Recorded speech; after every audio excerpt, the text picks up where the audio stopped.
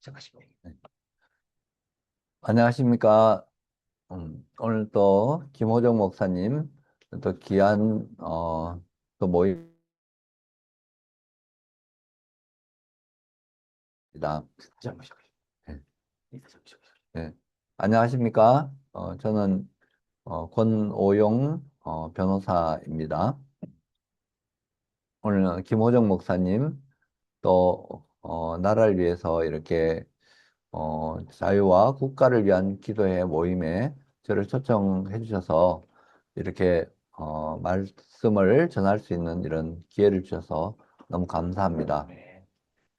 어, 오늘 제가 이제 그 요청을 받고 생각한 그 말씀은 2020년도 4월 16일 날 아침에 그 새벽 예배에서 목사님 전하신 그 말씀 그 제목으로 이렇게 말씀드리는 것은 요즘 그 윤석열 대통령에 대한 내란죄 재판에 대해서 제가 잠깐 어떤 유튜브 방송에 출연을 해서 항소심에서는 이 판결이 뒤집힌다고 이렇게 말씀을 드렸더니 굉장히 많은 분들이 실망을 하시고 사법부 또 법원 재판에 대해서 어, 굉장히 불신이 너무 커져 있는 것 같더라고요. 그리고 저도 2020년도 후로 부정선거 이게 뭐 너무 이렇게 명백해서 곧 밝혀질 거라고 생각을 하고 재판도 하고 이렇게 했는데 지금까지 이게 안 밝혀진 것보다는 밝혀졌는데도 이렇게 조용하고 또 국가의 그 권력은 정말 부정선거에 의해서 뭔가 장악돼 있다. 부정선거 카르텔에 장악돼 있다. 뭐 이런 상황까지 정말 점점 이렇게 나락에 빠지는 이런 상황들이 도무지 이해가 안 되는데, 그래도 하나님께서는 또 저와 우리 국민 그리고 대한민국을 사랑하신다는 그런 믿음이 있는데 그러면 하나님께서 그 선한 뜻을 가지고 있는데 우리가 자꾸 낙심하고 불신하고 뭐 그럼 어떻게 할래? 우리가 개개인이 어떻게 뭐 큰 일을 우리가 할 수도 없고 권력이 없는 우리가 직권으로 조사할 수도 없고 그런 상황에서도 우리는 하나님을 신뢰를 해야 되는 거니까 그래서 2020년도 4월 16일 아침에 새벽에 주신 말씀을 다시 그 떠올렸거든요.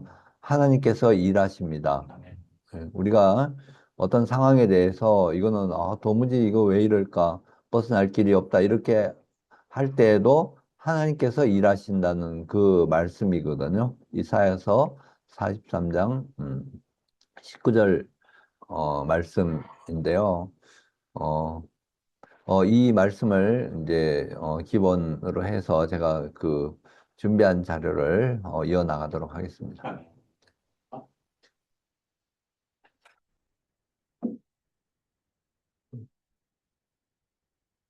네.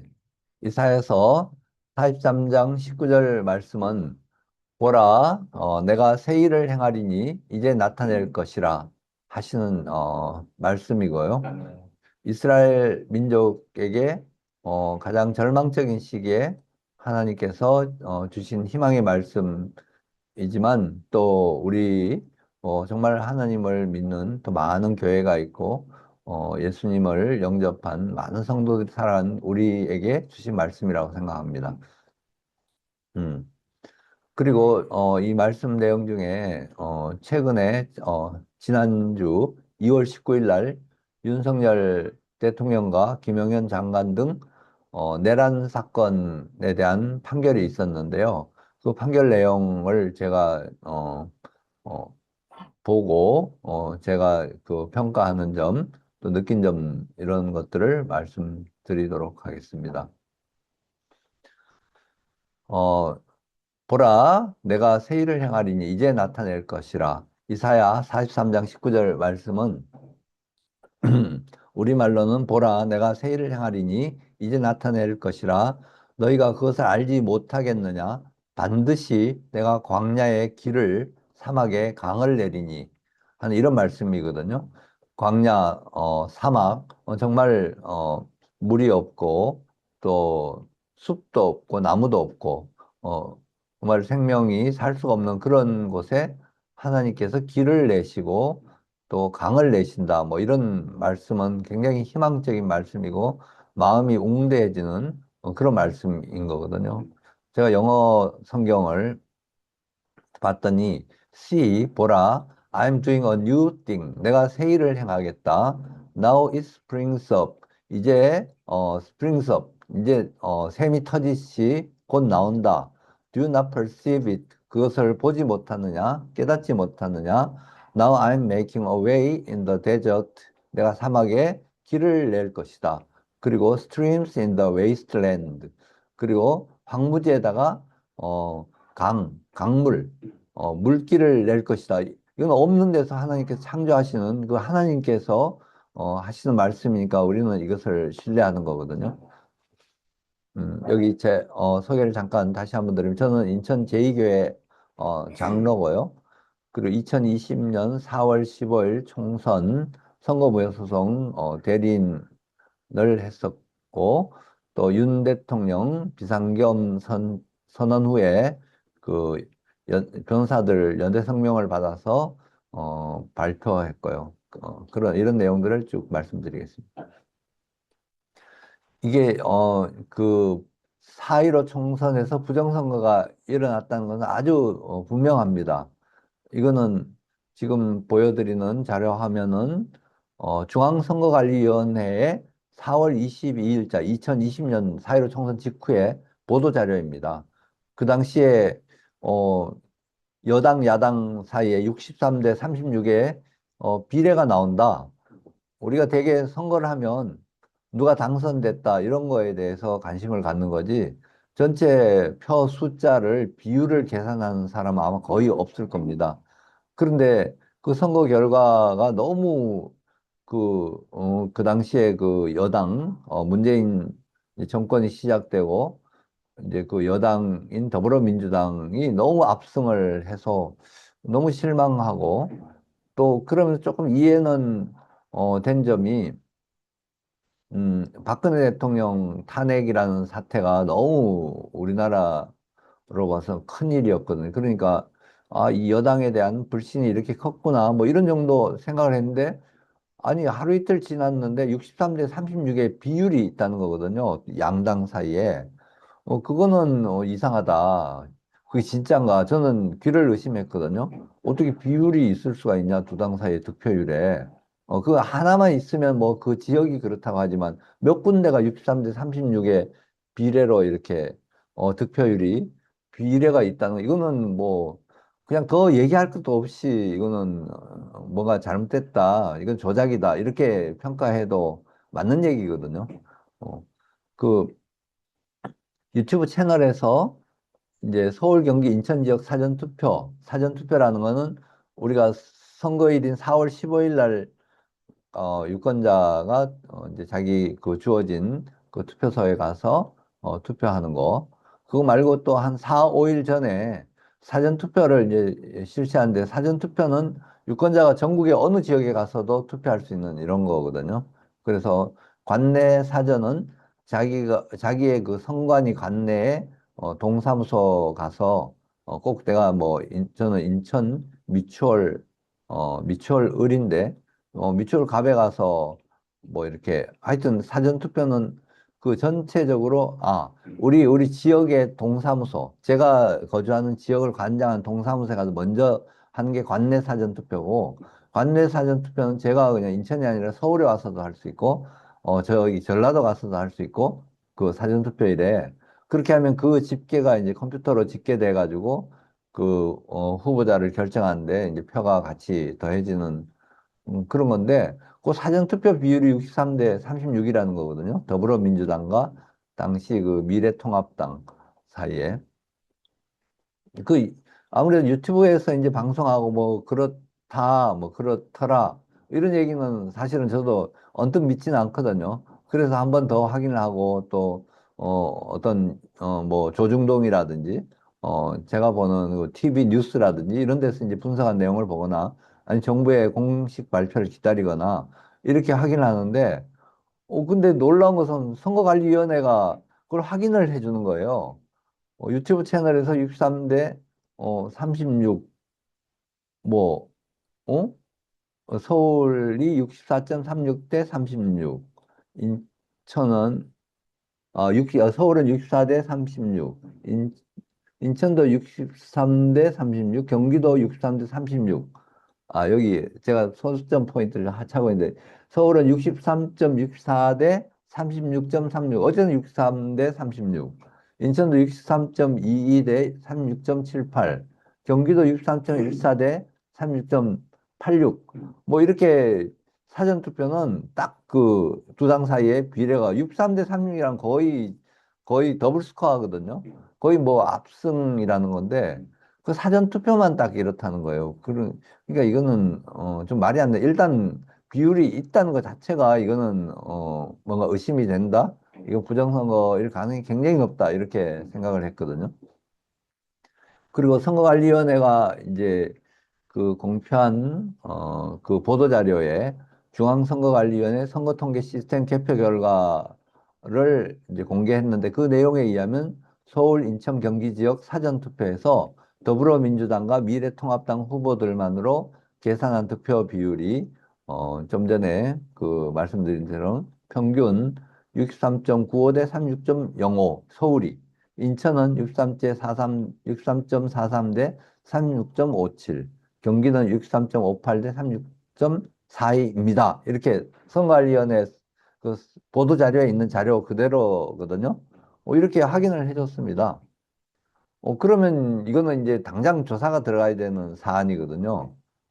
상식적으로 어떻게 양당 간에 그것도 한 지역이 아니라 그 거대한 서울만 해도 인구가 1,000만 넘는 거고 경기도 한 2천만, 인천도 한 300만 되거든요. 전체를 따지면 한 3천만 정도 이상, 우리나라 인구의 절반 이상이잖아요. 거기에 양당 간의 비율이 딱 나오면 이거는 정말 상식적으로도 말이 안 돼. 이건 틀림없이 조작이다. 이렇게 받아들여도 틀린 사안이 아니거든요. 음.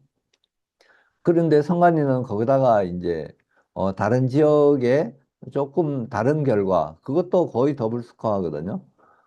그리고 또 이 전체 중에 17개만 63대 36 비율인 것을 항의했다. 뭐 이렇게 얘기하는데 이거는 그 선관위 스스로도 말도 안 되는 얘기를 보도자료라고 내놓은 거거든요.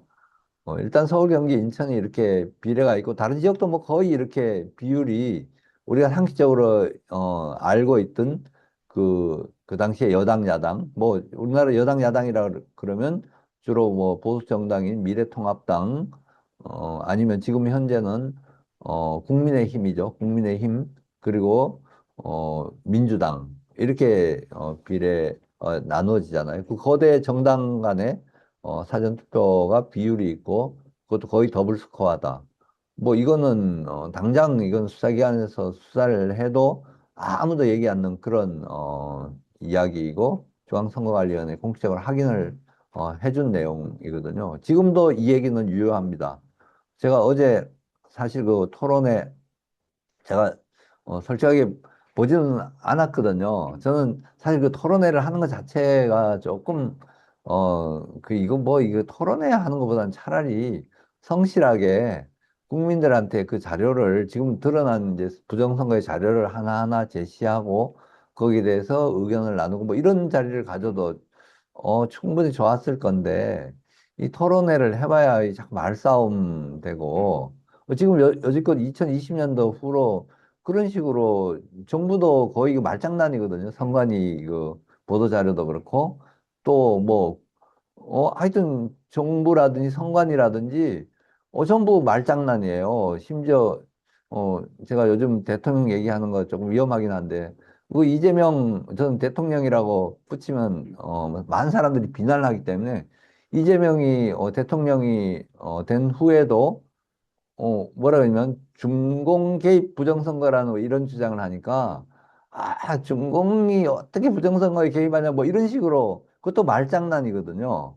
확인을 하고 조사를 하고 그런 의혹 제기가 있으면 그걸 확인을 해서 진짜 개입을 했는지 안 했는지 뭐 이런 걸 얘기를 해야 되는 건데 그렇게 말장난. 그 이준석도 어제 보면 사실은 어 그러니까 연배가 뭐 저 그냥 그 자녀 또래거든요. 근데 말은 참 잘해요. 이렇게 둘러대고. 근데 왜 그런 자리에 나가가지고 그럴 내용이 아니거든요. 지금 대한민국 선거는 이게 2020년도 이게 4월 22일 날 선관위 보도 자료만 가지고도 이것만 가지고도 대한민국은 당장 나라가 뒤집어지는 큰 사건이 일어났다고 인식해도 되는 거거든요. 어 그런데 이제 저는 4월 22일 날 보도 자료인데 그 전에 4월 16일 날 아침에 저는 사실 그때 굉장히 절망한 상태였거든요. 왜냐면 의석이 너무 차이가 나도 비슷하면 서로 견제와 균형이 이루어지고 또 비판을 할 수 있잖아요, 국민이. 근데 이 과반수를 넘어버리면 과반수면 법안은 다 과반수 그러니까 그 그러니까 대개는 그 다수결인데 그 출석 의원의 과반수로 그러니까 국회 본회의에서 법안이 통과가 되거든요. 그럼 과반수를 넘는 건 압승이고 그거는 거의 국가의 정책 모든 사안에 대해서 주도권을 잡는 그런 내용인데 이 과반을 훨씬 넘은 거예요. 거의 3분의 2 가까이 가는 그런 정도 의석 차이가 나니까 이거 나라 참 걱정된다. 이건 굉장히 그리고 그 당시에 그 결과를 가지고 그 뭐죠 집권한 그런 여당은 그 색깔이 되게 우려되는 그 문재인 정권 문재인 대통령 당선된 때도 저는 굉장히 우려했거든요. 왜냐하면 그 대통령 본인에 대해서 내가 잘은 몰랐는데 물론 뭐 그 전에 노무현 대통령 뭐 비서실장이라든지 이런 민정수석 비서관인가 비서실장인가 이런 거 해가지고 뭐 그래도 뭐 그러려니 했거든요. 왜냐하면 그동안 우리가 뭐 민주주의 국가고 양당 체제고 또 국민 여론에 따라 가지고 지지하는 정당이 있기 때문에 그런데 그 지난번 정권 시작할 때는 주변에 있는 사람들의 면면을 보니까 이 사람들 정말 그냥 끼리끼리 해먹는 딱 그런 우려가 되는 거예요. 그 후에도 그런 일이 일어났지만 그런데 이 총선에 대해서 보수 세력이 굉장히 연합해가지고 굉장히 큰 세력으로 하고 국민 여론도 굉장히 악화된 상태에서 했는데도 오히려 저쪽이 저렇게 압승을 했다는 거 보고 굉장히 우려를 했는데 그날 그 새벽에 이제 저는 그 당시에 그 코로나 시대라서 교회에 가지 못하고 집에서 방송으로 설교를 듣는데 그, 어, 아, 이제 하나님께서 일하십니다라는 딱 그 설교 제목과 말씀이었거든요. 그 말씀이 저한테 마음에 확 믿음으로 이렇게 바꿔치더라고요. 오히려 소망을 갖게 되더라고요. 하나님께서 일하시는구나. 이렇게. 그리고 그 후에 이제 일어난 일들이 다 하나님께서 일하시는 모습이라고 생각을 했거든요. 그리고 며칠 있다가 제가 이제 속해 있는 어떤 변호사 그 보수 변호사 단체 그룹에서 석동현 변호사가 이 선거무효 소송에 참여할 변호사들 이제 음, 이렇게 모집한다. 그래서 제가 연락을 해서 그 4월 26일 날 이제 석동현 변호사 사무실에 모였거든요. 그날 갔더니 민경우 의원도 와 계셨고 박주현 변호사 또 문수정 변호사 이런 분들이 사회로 부정선거에 대해 선거무효성을 제기한다는 얘기를 이제 하고 그날 이제 그 선거에 대해서 분석하는 것을 우리 의원이라든지 몇 분이 얘기를 했거든요. 거기 오신 분들은 이거는 부정선거 틀림없다고 이제 믿고 소송을 해야 된다 이렇게 생각했던 분이고요. 그런데 이제 그 민경우 의원이 지역구가 인천에 연수이고 제가 사무실이 인천지방법원 앞에 있어서 이제 그 다음 날 미리 그 문수정 변호사가 어느 정도 초안을 만들어 놓은 데다가 제가 이제 밤새 그 법안을 검토를 하고 해서 그 보전 처분을 신청했거든요. 그 이튿날 아침 월요일 날 아침인데 그 보전 처분이라는 것은 이제 이런 선거에 대해서 의문이 있으면 이걸 결과를 바꾸면 안 되니까 미리 투표지라든지 선거에 관한 기록이라든지 이런 것들을 법원에다가 이제 마냥 가압류 가처분처럼 펜딩 해놓는 거거든요.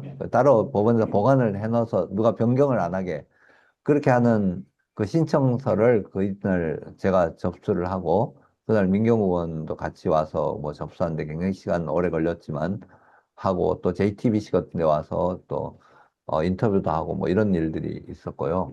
근데 놀랍게도 그 결정이 그 이튿날 결정이 나는 거예요. 4월 28일 날 보전 처분에 대한 결정이 났고 그만큼 그 당시에 인천지방법원에서 이 보전처분 결정을 한 그 판사는 말하자면 이 사안이 중대하다고 이제 생각을 했던 것 같아요. 그래가지고 이건 법률에 있는 거지만 그래 당장 결정을 해줬고 그 다음 날 또 4월 29일 날 월화수 이렇게 가지고 집행까지 어 이루어졌거든요. 집행이라는 건 그 연수구 선거관리위원회 거기 사무실에 가가지고 그 주로 이제 민경우 의원 관련되는 그 투표지, 뭐 투표함, 뭐 모든 투표에 관한 기록, 어, 이런 것들을 전부 다 이제 거기에 제출을 받아가지고, 어, 이제 큰 트럭으로 해가지고 인천지방법원에다가, 창고에다가 갖다가 봉인을 하고, 이제 집행을 했거든요.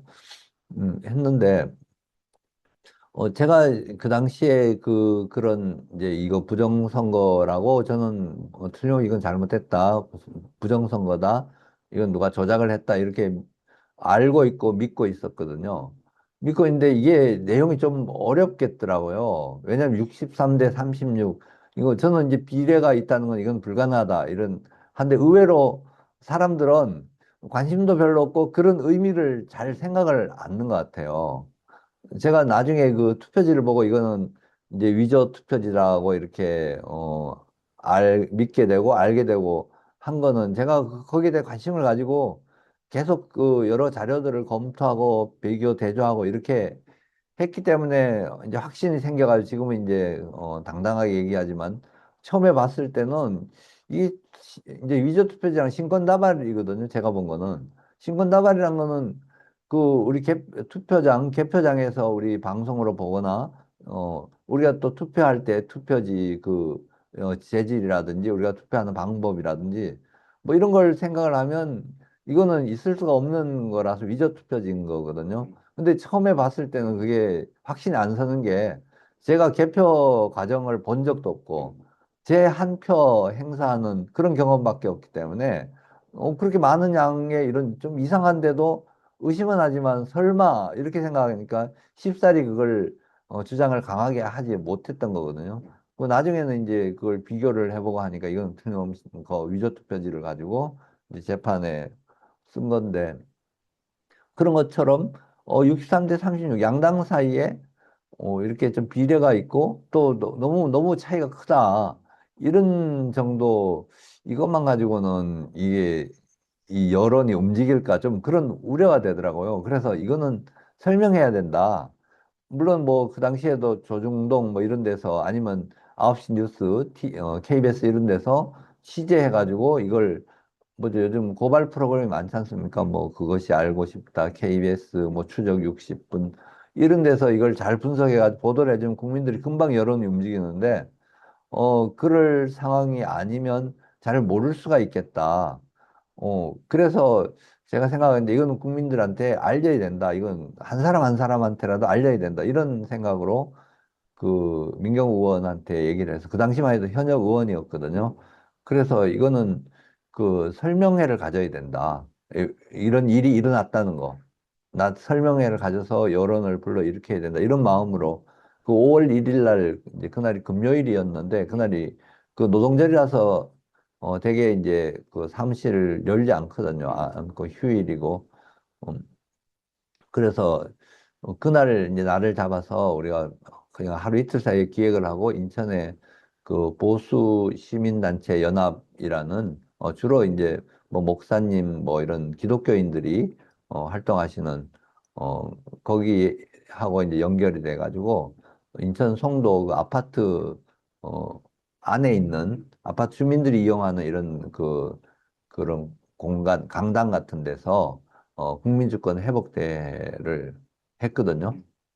왜냐면 이 부정선거는 안 된다는 거죠. 국민주권의 그 표현인데 선거를 속이는 거다. 이런 일들이 일어났다는 것을 이제 시작을 했고, 뭐 주로 주연자는 민경욱 의원, 또 제가 취지 설명, 그리고 박주현 변호사, 뭐 문수정 변호사, 뭐 이런 이동환 변호사, 이런 우리가 그 후에 이제 선거 소송에서 많이 활동했던 이런 변호사들이 와서 발표를 하고, 그 당시에 월터 미베인이라는 그 미국 미시간 대학의 이런 선거 부정 문제에 대해서 아주 세계적인 석학이시거든요. 권위자신데 그분이 대한민국 선거 부정에 대해서 그 전에 아마 계속 리포트를 몇 번 내셨어요. 냈는데 전부 영어로 돼 있고 막 통계적인 그런 그래프라든 이런 것들을 제가 잘 이해를 해석하기가 어렵더라고요. 그래서 크리스 윤 교수님이라고 이분도 목사님이시거든요. 미국에서 강의하시다가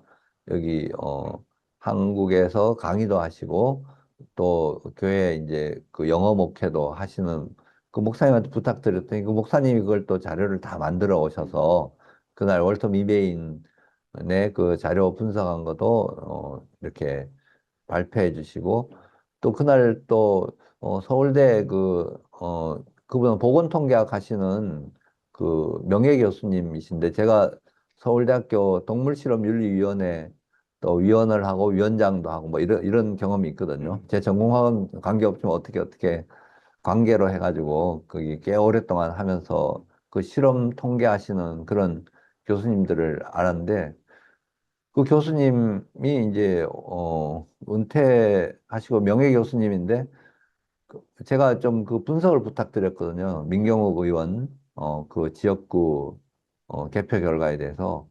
그래서 설마 했는데 이 교수님이 새벽에 그날 행사하던 날 5월 1일 날 새벽 2시에 그 자료를 주셨고요. 그거는 뭐 아주 심플하게 그 두 분 사이에 이제 그 분석한 내용인데 그것만 봐도 너무 뚜렷하거든요. 그 투표소 그 동별로 거의 비슷한 거예요. 민경욱 의원 또 상대방이 정일영 지금 이제 의원이라고 하지만 저는 믿지 않거든요. 왜냐하면 그 결과로 봐서는 거의 조작일 가능성이 높기 때문에.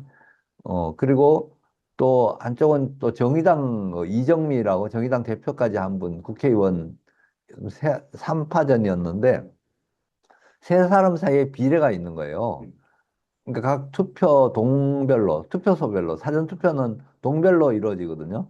이제 선거일 투표는 한 동에도 여러 군데 이제 투표소가 여러 군데 있는데 사전투표는 동별로 한 군데 있는데 각 동별로 한 9개, 10개 동에서 거의 완전히 비례가 나타나는 거예요. 뭐 비례가 어떻게 나타나면 사전투표만 따질 때는 정의령 10, 민경욱 7, 이정미 3, 뭐 그러니까 딱 보면 그 그러니까 이거는 17.3이라는 거는 전체 투표 숫자가 아니라 이제 당일 투표하고 이렇게 음, 그 당일 투표 결과하고 할 때 그러니까 사전 투표가 정의령은 10이 더 많고 민경우는 7밖에 안 되고 10월 플러스하고 민경욱 마이너스 7.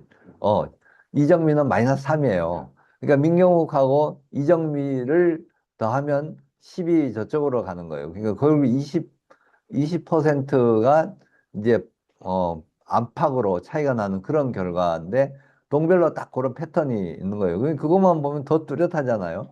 적어도 연수울 선거 결과는 그 숫자 결과 이렇게 계산만 해도 이거는 조작이 틀림이 없어요. 그 교수님도 그날 나중에 이제 오셔서 잠깐 말씀 주셨는데 이거는 한국 사람이 한 것 같지가 않다. 왜냐면 너무 이렇게 너무 눈에 띈다는 거예요. 너무 눈에 띄고 라프하고 그리고 누가 봐도 조작이고 뭐 그런 거였는데 그런 것들이 결국은 법원에서 안 받아들여졌죠. 그리고 이어서 그 5월 11일 날은 또 그 행사를 주관했던 그 인천 보수시민단체 그 연합 우리 이훈 목사님이라고 나중에 이런 일 후에 거의 한 3년, 4년 동안 그 송도에서 토요일마다 피켓팅을 하셨거든요. 이거 부정선거라는 거 사진전도 하고. 그래가지고 그 목사님 이제 전부터 준비해가지고 국회의사당 대회의실에서 이제 국민주권 회복대회라는데 이날은 또 사실은 굉장히 그 관심이 높았거든요. 그래서 기성 메이저 언론들 전부 뭐 TV 카메라도 다 오고 조중동 뭐 전부 다 와가지고 엄청난 그 취재진들이 와서 그날 이런 행사를 하는데 그 자리에는 김문수 전 그거 뭐죠 대통령 후보 이분도 오셨고 또 현역 국회의원 안상수 의원 같은 분은 그 당시 현역이었는데 그분도 오셨고 그 이원복 전 그 재선 두 번 한 저기 의원 이분도 오시고 많은 분들이 오시고 공병호 박사님도 오시고 조슈아라고 그 당시에 이렇게 선거 결과 조작이 돼서 이렇게 엑셀을 분석을 해가지고 그 패턴을 보여준 그분도 오시고 많은 분들이 오셨어요.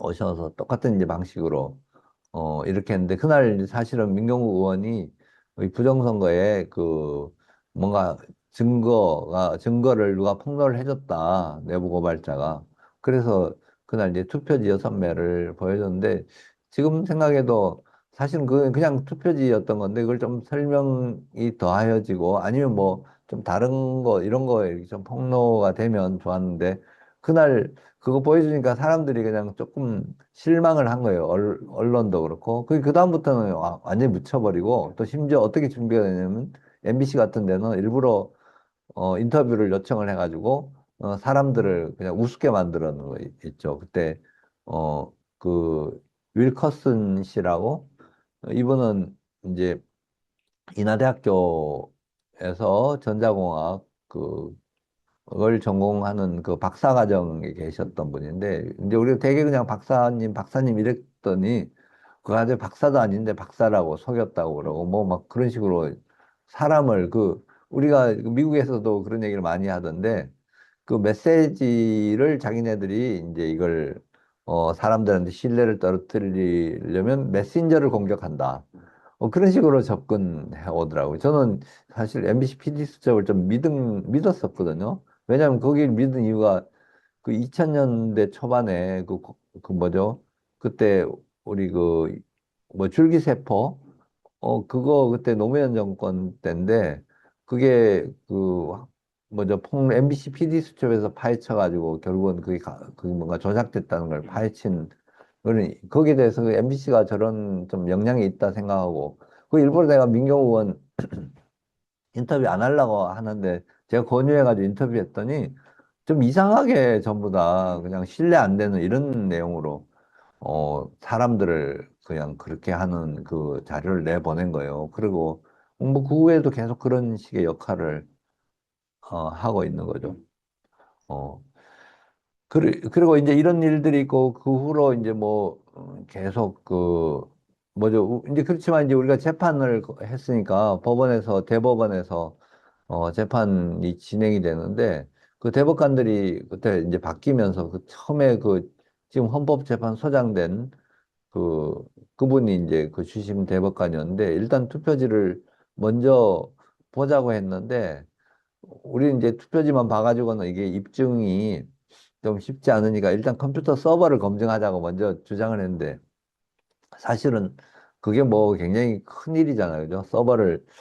전 사실 그때도 그렇고 지금도 그런데 우리가 서버를 물론 국가기관, 군수사기관 이런 미국에서 하듯이 그 서버를 전부 포렌식을 해가지고 제대로 분석을 하면 거기에 로그 기록도 나오고 뭐 이렇게 해가지고 그걸 검증을 할 수 있지만 우리가 민간이 법원을 통해서 검증을 한다 해도 저쪽에서 그냥 두지는 않을 거거든요. 적당히 말만 이렇게 해버리면 아무것도 아닌 걸로 되고 그건 작업 자체가 어렵고 우리가 또 눈으로 볼 수가 없잖아요. 그죠? 그래서 거기에 대해서 조금만 그랬는데 비용도 뭐 몇억 원을 그 감정 비용을 내놓으라 이래서 조금 회의적인데 어쨌든 뭐 그런 공방하면서 시간이 많이 지났고요. 지났는데 그러느라고 정작 우리가 투표지를 못 봤는데 그걸 이제 본 게 거의 1년 더 돼가지고 2021년 6월 28일 날 인천지방법원에 그 투표지 검증이 있었거든요. 투표지. 우리가 이제 의심한 건 QR코드를 인쇄를 해서 여기에 뭐가 숨어 있을 거다 뭐 이런 걸 많이 생각을 했는데 어, 그날 그래서 QR코드 스캔하고 뭐 전부 투표지를 그렇게 하느라고 거의 밤을 새워가지고 하고 투표지를 전부 샜는데 뭐 이제 차이는 좀 났죠. 차이는 난 게 뭐냐면 그 당시에 나왔던 일장기 투표지라는 거, 그 투표지에 그 투표관리관 도장이 제대로 안 찍히고 시뻘겋게 된 거, 누가 하나 봐도 이거는 정상이 아니라고 볼 수 있는 그런 어, 그 투표지에 대해서 이제 그 지금 이번에 내란 사건 재판은 지기현 그 재판장이 그 당시에 그 대법원 재판연구관으로서 부장판사 하다가 이제 재판연구관으로 가서 주로 대법원 판결문 이런 거 이제 법리 검토하고 판결문 작성하고 뭐 이런 것들을 하는 거거든요. 재판연구관이.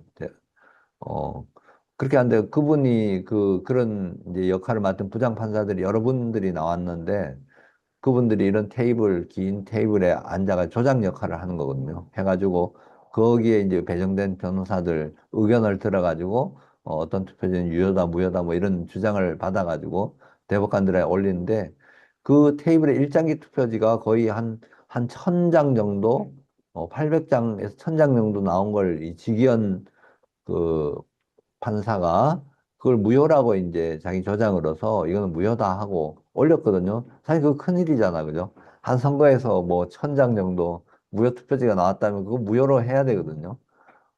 그랬더니 그 대법관들이 회의를 하더니 그 시뻘건 그 인장이 제대로 안 찍힌 투표지 중에 이렇게 보면 뭐 글자를 이제 도장을 글자를 한 글자라도 이렇게 볼 수 있으면 그거 유효로 하고 전부 다 안 보이면 무효로 한다 뭐 이런 기준을 말하자면 말이 안 되는 기준을 세우고 그렇게 처리를 했어요. 근데 직원 판사는 또 이렇게 요즘 우리 영상 막 돌아다니면 붙어 있는 투표지 보고 이제 옆에 변호사들이 붙어 있다고 이제 리포트를 하면 그걸 보고 오 이거 붙어 있네 이거 떨어지네 막 이런 식으로 그냥 그 약간 좀 익살스러운 그런 이야기를 하면서 그렇게 하더라고요. 나중에 대법관이 우리 지기현 부장은 정말 굉장히 성실하고 실력이 있는 분인데 너무 열심히 하다 보니까 이제 좀 뭔가 너무 많이 무효로 한 걸 과잉이라고 이렇게 얘기하면서 이제 그걸 의견을 안 받아들이고 그중에 한 150장만 무효로 한 게 이제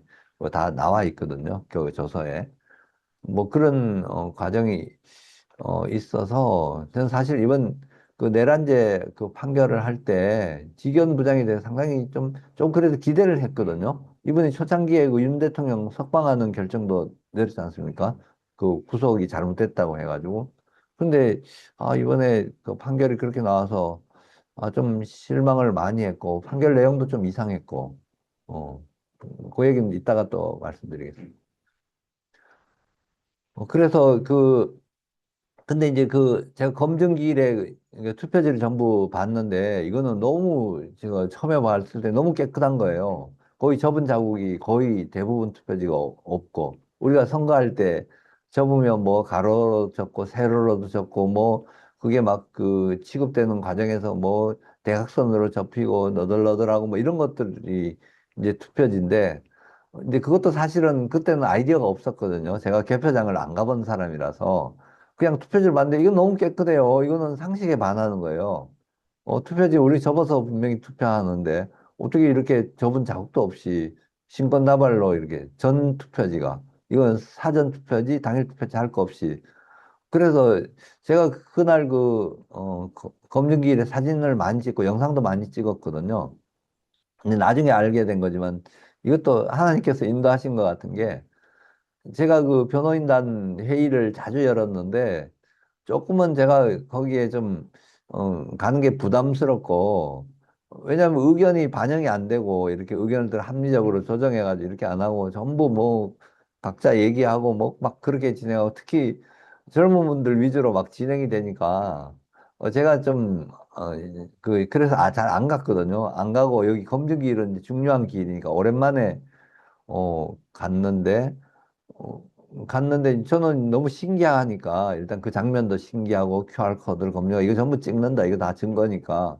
그래서 막 영상도 막 찍고 이렇게 나중에 알고 보니까 미리 대법원에서 지침을 내렸더라고요. 찍지 말라고. 변호사들이 개별적 찍지 말고 법원 공식 사진사만 찍도록 하라고 했는데 저는 지침을 몰라가지고 그날 막 찍었는데 그게 이제 나중에 우리 한교안 대표님 이런 분들이 대통령 선거 출마해가지고 TV에서 보여준 그 일장기 투표지 뭐 이런 사진들 거의 제가 제 스마트폰 옛날 그 스마트폰으로 찍은 그 사진이었던 거거든요.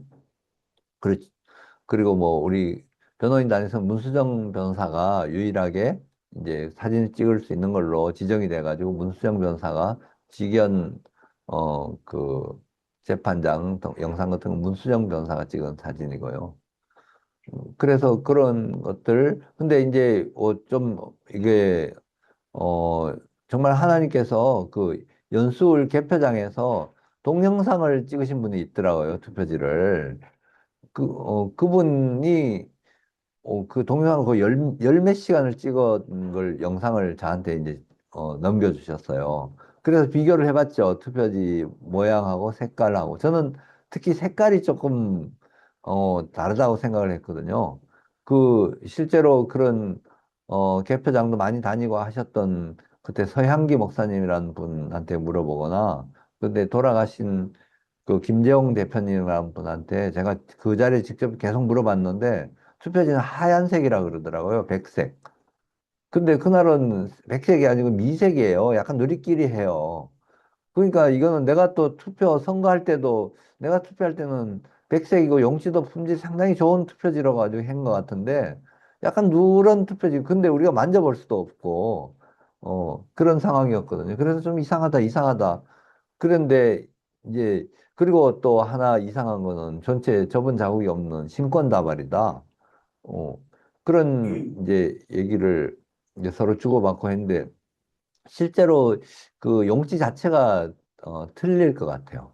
나중에 대법원에서 어제 또 토론할 때도 나왔다 그러더라고요. 그 신수정 교수라고 충북대 제지학하는 교수가 감정을 했는데 그 감정을 어떻게 하냐면 감정을 할 때는 이 투표지가 그럼 정규 정상적으로 그 당시에 그 선관위가 투표 용지로 사용한 그 용지의 재질이 맞는지 안 맞는지 이걸 비교를 대조를 해야 되는데 이 천대엽 대법관 이분이 선거관리위원회에다가 허용을 해준 게 그 투표 용지인데 옛날에 쓰다 남은 것들을 전국에서 한 20박스?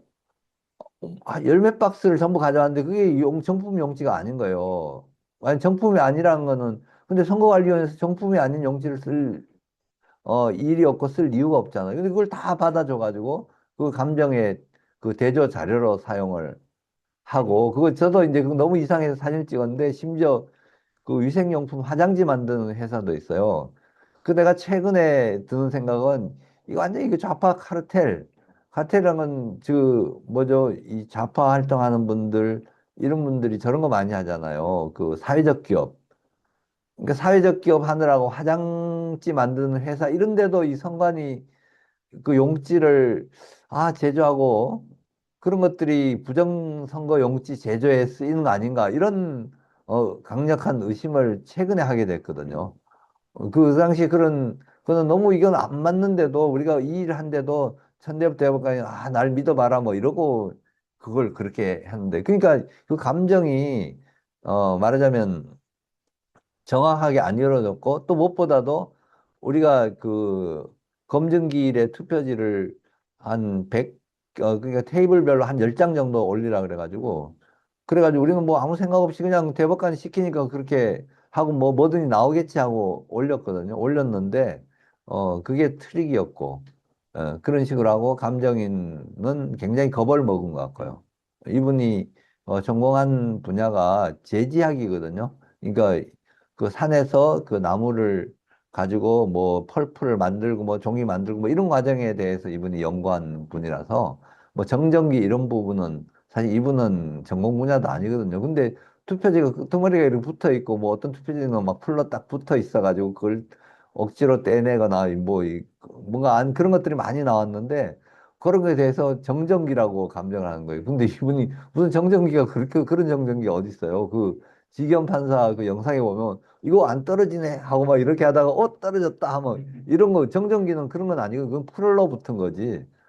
그런 상황인데 그래서 그 감정은 또 결정적으로 감정 전후에 그 투표지 사진이 서로 달라요. 이것도 정말 제가 나중에 이제 뭐 이거는 수사하거나 이렇게 드러나겠지만 그, 그 전에 우리가 주로 감정을 많이 올린 게 빳빳한 투표지거든요. 이건 접은 자국이 없어요. 그냥 10장씩 이렇게 1년으로 쫙 이렇게 했는데 접은 자국이 없어서 그걸 깨끗한 걸 골라가지고 거의 감정 의뢰한 게 많고 일장기 투표지도 이제 의뢰하고 뭐 이랬는데 아니 뭐 6장 뭐 4장 이렇게 접어 있다고 이렇게 감정 결론을 내놓은 거예요. 그래서 너무 이상한 거예요. 접지 않은 걸 올렸는데 왜 접었다가 나오나? 또 현미경으로 보니까 접은 자국이 나오더래요. 그 이상하다. 그 육안으로 충분히 식별이 되는데 그래서 또 사진을 찍어놨기 사진도 이렇게 확대를 하면 그 세밀하게 볼 수가 있잖아요. 그 세밀.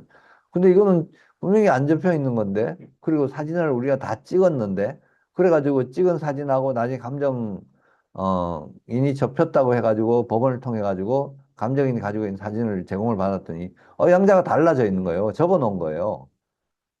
이거는 어느 쪽에든 이거는 이 속인 거예요. 이 투표지 그 증거물을 변경을 하고 또 허위 감정이 되도록 그렇게 했는데 그 감정인이 의도적으로 한 건지.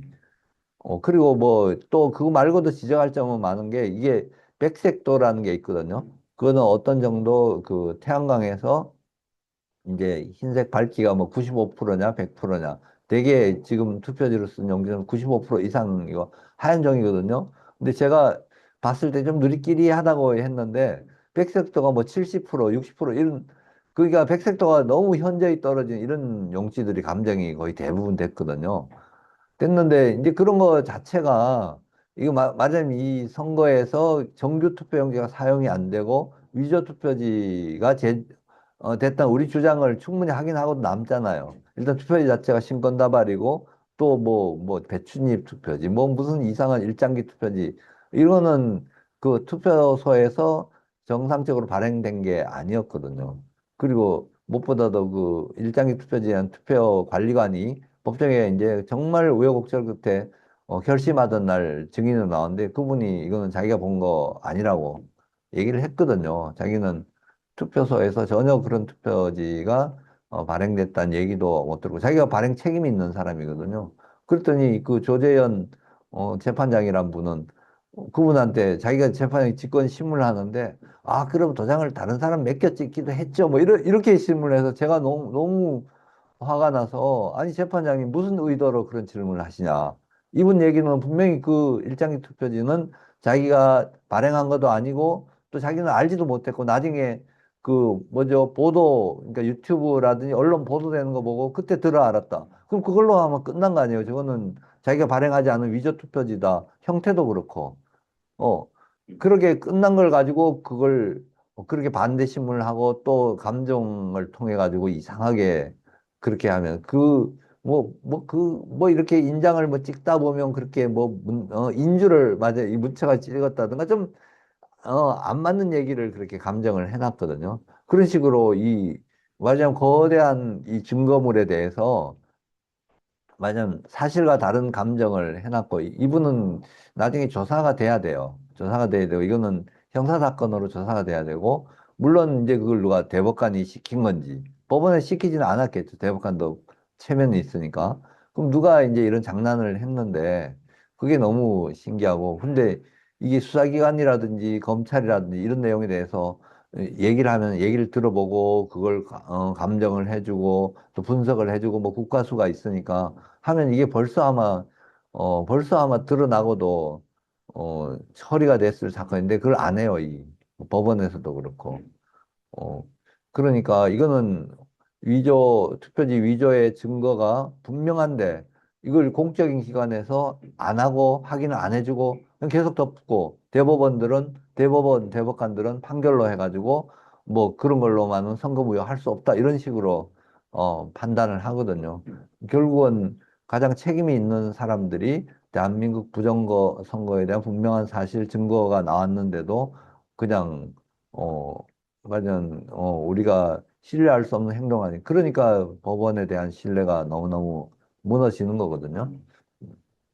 그리고 하여튼 이런 것들을 겪고 그 이제 시일이 많이 흘렀잖아. 2020년 그 후에 2021년 6월 28일 날 그런 증거물들을 보고 그 후에 계속 거기에 관심을 가지고 다른 지역구 검증기일에도 보고 또 영상도 보고 심지어 뭐 뉴스 영상도 투표지 사진 나오거든요. 그리고 제가 이제 2024년도에는 제가 개표장에 2024년도에는 제가 개표장에 이제 직접 참관인으로 처음 참관을 했는데 가보니까 그뭐 맞는 거예요. 우리가 상식적으로 생각했듯이 투표지는 지금 우리가 검증기일에 본 그런 형태로는 이거는 모아질 수가 없다는 거. 그건 분명하고 또 결정적으로 그 제가 대전에 2020 몇 년, 우리가 선거무효소송 판결하고 그 한두 해 후에 대전지방법원에서 그때 김소연 변호사가 그 당시에 그 미래통합당 그 지역구 공천을 받아 출마했던 어, 분인데 그분 이제 가끔 소통을 하는데 그분이 그 법원에서 연락이 왔다. 이 선거 그 보존 처분해놓은 투표지를 선관위원회에서 이제 반환받아 가려고 한다. 이제 재판을 안 하니까. 그래서 본인은 그때 재판이 있어서 내보고 좀 가줄래. 그래가지고 제가 변호사 위임을 받아서 갔더니 그날 절차는 뭐 재판 절차는 없었고 그냥 선관위원회에서 법원에 보존 처분하느라고 한 2년 동안 묵혀놓은 그런 투표지 뭐 투표에 관한 기록이나 이런 것들을 반환받아가는 자리였는데 제가 너무 아쉽더라고요. 다 봉인이 돼 있거든요. 투표지를 저는 보고 싶어요. 투표지가 어떻게 생겼는지. 그래가지고 거기서 이제 주장을 했죠. 이거 법관에 봉인이 돼서 보존 처분이 된 투표지인데 반환할 땐 봉인을 풀고 반환해야 된다. 이렇게 얘기를 하고 투표지를 한번 보여달라. 그랬더니 나중에 보여주더라고요. 그래서 박스를 보여줬는데 100% 신권다발 위조 투표지로 채워져 있더라고요. 그 당시에 그 당선됐던 분은 얼마 전에 돌아가신 이거 이상민 전 그 더불어민주당 국회의원 그분이 위원장도 하고 뭐 굉장히 그 다선 의원이거든요. 중견인데 이분이 이제 당을 옮겼어요. 옮겼는데 이분이 또 돌아가셨는데 저는 그런 분들 돌아가시는 거는 항상 의혹이 있어요. 왜냐면 저 그동안 많은 의문사들이 있거든요. 근데 놀라운 게 대한민국 경찰은 그런 의문사에 대해서 의문을 가지고 제대로 수사를 하는지 모르겠어요. 부검도 안 하고 또 심지어 전에 여기 서울시장 같은 분은 산에서 목매 죽었다는데 사진이 하나 없어요. 적어도 그분들 그 거물이잖아, 그죠? 거물이 진짜 죽은 건지 아니면 누가 데려다 죽인 건지 또 전에 그 정의당 유명한 노회찬 의원 같은 경우에도 너무 이상하다는 거예요. 그 떨어진 장소가 아파트에 추락해가지고 그 장소에 있을 수 없는 그런 거, 뭐, 노무현 전 대통령 죽음이라든지, 뭐 이런 것들을 정말 의문사에 대해서 제대로, 검증을 하고, 이거는 정말 어떤 과정에서 했는데, 죽었다, 뭐 이런 게 있어요. 근데 이게 안 드러난 거. 심지어 법관이 재판하다가 갑자기 식사하다가 심장마비로 죽는 이런 사건이 있거든요. 그 후에 법관들이 굉장히 많이 사표를 냈대요. 이게 겁을 낸다는 거죠. 이번에 그 전반의 탄핵 결정이라든지 이번에 대통령 내란죄 판결이라든지 여기도 보면 직위원 대법관 저는 이제 어떤 유튜브 출연해 가스라이팅 당한 거 아닌가 의심을 하는 이유가 태도도 그렇지만 이분의 그 성품이 그 당시 그 선거 그 검증기일에 봤을 때는 굉장히 이분이 그 뭐죠 재치도 있고 유머하고 여유가 있고 이런데 그날 판결 선고 내용은 본인이 얘기하는 이유하고도 결과가 다르거든요. 이유는 법원은 대통령의 비상계엄령 선포를 사후 심사할 수 없다고 그걸 얘기를 하고 그 다음에는 전부 심사를 하는 거예요. 뭐 이건 잘못됐다 잘못됐다. 그게 앞뒤가 안 맞으니까 좀 너무 이상한 거예요. 그분 실력이 그 정도밖에 안 되는 건 아닐 텐데. 어, 그리고 실제로 보니까 제가 깜빡 잊고 있었던 게, 집에 막 판사 집에 압수수색이 막 들어오고 이런 상황이거든요. 직연, 재판장 집에 압수수색이 들어왔다는 거예요. 도대체 판사한테 저렇게 압수수색을 하는 그런 대한민국이 아니거든요.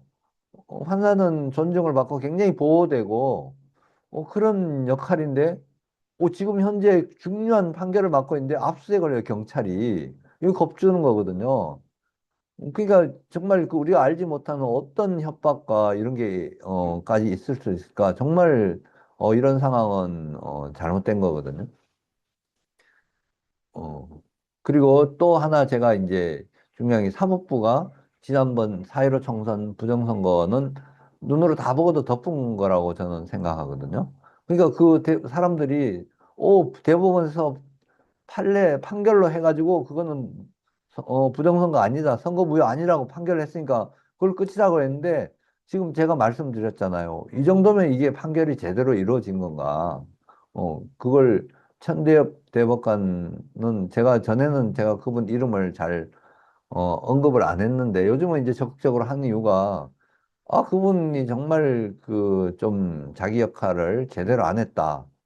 제가 그 선거무효소송 최종 그 변론에서 저한테 딱 10분 주어졌는데 7분은 허병기 교수님으로 하여금 그 통계적인 측면에서 법원에 이제 증인으로 채택이 안 돼서 참고인으로 PPT 보여주면서 설명하시도록 했거든요. 저한테는 3분이 주어졌어요. 그럼 저는 이미 서면도 많이 써냈고 선거무효의 증거는 충분히 제시를 했기 때문에 저는 이제 정말 그 신앙인으로서 그 당시에 얘기한 게 이사야서 40 그, 저, 그, 그러니까 정의와 공의의 열매는 화평이다 하는 그 말씀을 저는 굉장히 좋아하거든요.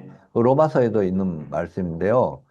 뭐냐면 사회에 정의와 공의가 행해지지 않으면 평화가 없다는 거예요. 그럼 그 다음에 이제 싸움 나고 뭐 정말 국민들이 이게 정말 들고 일어나가지고 폭동이 일어날 수도 있고 그러니까 제대로 잘하라는 거예요. 판결을. 이렇게 부정선거가 이렇게 뚜렷하고 증거가 있고 전국적이고 명백하고 이거 어떻게 국가를 뒤집어 엎는 이런 수준의 재판에서 당신이 이거 정의롭게 판결 안 하면 우리나라 평화가 깨진다. 그 책임을 지라는 이런 이제 어떻게 보면 좀 경고성 의미였는데 이분이 그 얘기를 받아들였는지 안 받아들였는지 몰라도 그 판결하고 그 후에 하는 태도로 봐서는 정말 비판받아야 마땅하거든요. 이분은 그 선거무효소송 기각하고 후에 법원 행정처장으로 올라가고 이번엔 중앙선거관리위원장으로 지명을 받더라고요. 이번 내가 뭐 이념적인 성향 이런 건 모르겠어요. 근데 지금 하는 태도로 봐서는 이분은 상당히 편향돼 있는 분 아닌가. 그걸 내가 어디서 느꼈냐면, 지난 그 서부지방법원이 대통령에 대한 불법 구속에 대해 상의한 그 청년들, 시민들에 대해서 구금해서, 재판하고 하는데 재판도 그것도 사실하고 거의 맞지 않고 법리도 안 맞는 그런 판결을 내려서 수많은 사람을 구속해가지고 판결했거든요. 근데 그중에 똑같은 행동에 대해서 그 주로 이제 이념적으로 저쪽인 사람들, 어, 그 민주당 지지하거나 좌파적 활동하는 이런 사람들에 대해서는 또 일부 무죄도 하기도 하고 그 사람은 구속도 아예 안 하고 최근에도 그런 판단이 있었다 그러더라고요. 그럼 판사들이 이념적인 판결을 하는 거 이건 사실과 법리에 의한 판결이 아니고 근데 천대엽 대법관은 그 당시에 대통령에 대한 불법 체포, 불법 구속은 공수처가 수사할 수 없으니까 하면 안 되거든요. 그렇게 이루어졌는데 이분이 이제 그 당시에 그 국회에 가가지고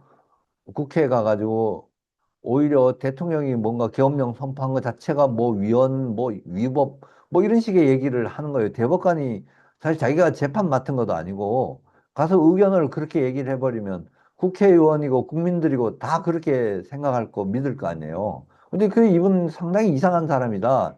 저는 그런 생각이 들고 서부지방법원도 그렇고 아니 시민이 판사가 대통령을 구속을 하고 체포를 하는데 그 항의를 안 하고 한 걸 안 합니까?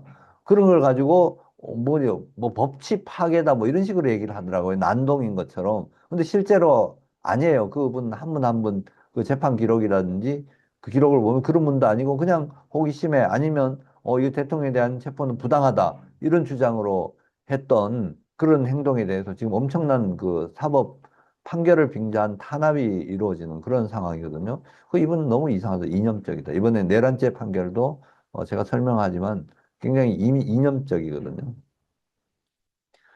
지금 내란에 대해서 제가 이제 지난 자료들을 토대로 말씀드리겠습니다. 제가 잠깐 물 좀 한 잔 마시겠습니다. 네.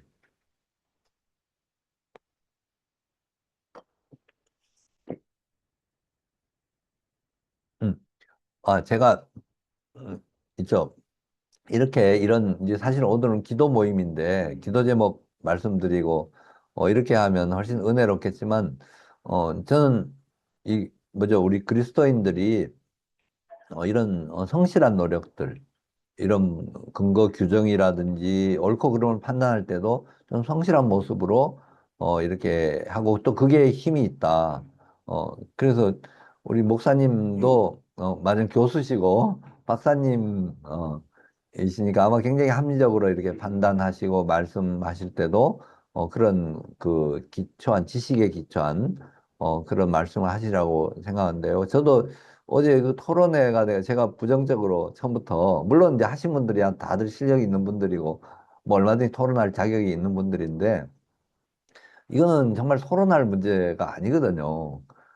토론할 문제가 아니고 증거를 보고 옳으냐 그르냐 이 증거로서 가치가 있냐 없냐 뭐 이런 평가가 이루어졌으면 아마 진작에 이거는 그리고 언론도 그런 역할을 해야 되는데 언론은 지금 안 하고 있거든요. 법원도 그런 역할을 안 했어요. 감정을 제대로 안 하고 그 많은 신권다발 투표지를 놓고 백 몇십 장을 감정하자고 그 감정도 굉장히 의문스러운 그리고 그 투표지 넘겨줄 때 봉인도 안 된 상태로 있었거든요. 이제 원래 받으면 봉인을 해가지고 보관하다가 봉인된 상태로 넘겨져가지고 봉인을 풀고 이렇게 해야 이게 투표지가 안 바뀌었다는 신뢰가 있잖아요. 근데 그런 과정이 안 이루어졌어요. 그러니까 이거는, 이게 뭔가, 그 당시 배춧잎 투표지라는 거 현장에 나왔는데 우리가 본 사람들이 사진을 찍자고 하니까 안 된다고 해가지고 뭐 사진을 못 찍었거든요, 현장에서. 그리고 사진을 못 찍게 한 이유가 봉인을 했다는 거 이미. 그런데 나중에 봉인이 안 돼 있어요. 우리 감정 넘겨줄 때. 왜 법원에서 그런 태도를 취하냐. 그리고 법원에서 법원 그 큰 대형 그 대구경 카메라는 그냥 화질도 좋잖아요.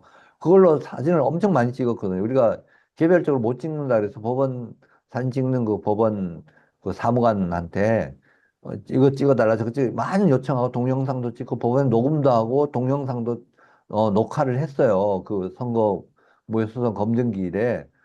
그 나중에 이제 그걸 우리가 복사를 해달라. 우리 다른 재판에서는 검증하면 그 다 복사해주게 돼 있거든요. 근데 안 해줘요. 어떻게 됐냐고 자꾸 요청을 했더니 다른 검증기일에 가서 아니 지웠다는 거예요. 아니 이런 사기가 어디 있냐? 법원에서 그 뭐죠 촬영을 하기 때문에 우리 보고 개별적으로 하지 말라 그래서 변호사들이 대부분 안 했는데 그 사진을 전부 드러내면 그거 자체만으로 대한민국 국민들이 부정선거 사실에 대해서 명백하게 인식할 수 있는 중요한 자료를 법관이 법원에서 지웠다. 말이 안 된다. 나중에 보니까 조재현 대법관이 그 지침을 그렇게 밑에 시켜가지고 그 검증 조서에 올린 사진 336장인가? 그거만 남겨 다 지웠고 그 중에서도 그 관심 있는 위조의 투표지 위조의 증거가 된 투표지 사진은 한 30장에서 40장이 안 되게 그렇게 남겨놓고 나머지는 전부 사람들 웅성거리고 왔다 갔다 거리고 이런 사진을 300 몇십 장을 갖다가 실어놨어요. 이건 정말 그 자체로도 어, 의혹이 정말 비난받아야 되죠. 이거 의도적인 거예요. 의도적으로 이 재판 결과를 만약 허위로 이렇게 했다. 그래서 우리가 고소도 하고 뭐 그런 것들을 다 했거든요. 했는데 뭐 대법관 고소하는 걸 제대로 수사하나요? 근데 이번에 지기현 판사는 누구보다도 그 안전과 신분이 보장이 되고 객관적인 그 심리 상태를 유지하도록 보장을 해줘야 되는데 이거 아니 수사기관이 가서 그 사람 집에 재판하고 있는 사람 집에 가서 압수수색을 막 해버리면 판사가 얼마나 겁을 먹겠어요. 이거 자기 판결 잘못했다는 건 자기 진짜 죽을 수도 있겠다. 이렇게 겁먹었을 것 같아요. 근데 좀 아쉬운 거는 겁을 먹었더라도 자기가 죽더라도 한번 그렇게 판결을 제대로 하면 어땠을까? 왜냐하면 그거는 그 자리에 주어진 그분의 역할이고 그건 사명이었던 거거든요. 재판관으로서.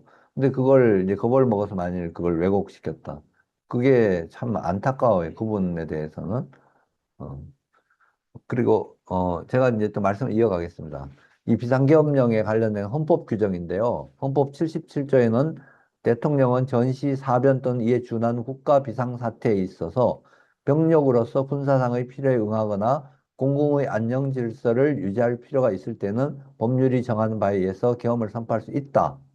어, 이렇게 규정을 하고 있죠. 여기 보면 어, 비상사태, 국가 비상사태, 전시, 사변 또는 이에 준하는 비상사태 여부는 대통령이 판단하는 거거든요. 그러니까 이번 내란제 판결도 대통령의 판단 권한이다 이렇게 얘기를 하는. 그러면 옳고 그르고 판단을 못 하는 거예요. 그 병력으로서 군사상 필요해요. 그래서 군대를 동원해서 뭐 국회에 보냈다, 선관위에 보냈다, 공공의 안정지를 유지할 필요가 있을 때 이런 필요가 군대를 동원할 필요가 있는지 없는지도 대통령이 판단을 하는 거예요. 그러면 사실 이 재판은 유지가 될 수 없는 재판이거든요. 그리고 법률이 정한 바에 의해서 계엄을 선포, 이건 절차인 거거든요. 중요한 요건, 전시사변 비상사태인지 여부, 대통령 판단, 그리고 군사를 동원해서 필요가 있는지 여부, 이거 대통령 판단이에요. 사법부나 다른 어떤 의회나, 이건 판단할 수는 없어요. 의회는 할 수 있는 조치가 이 밑에 나오거든요.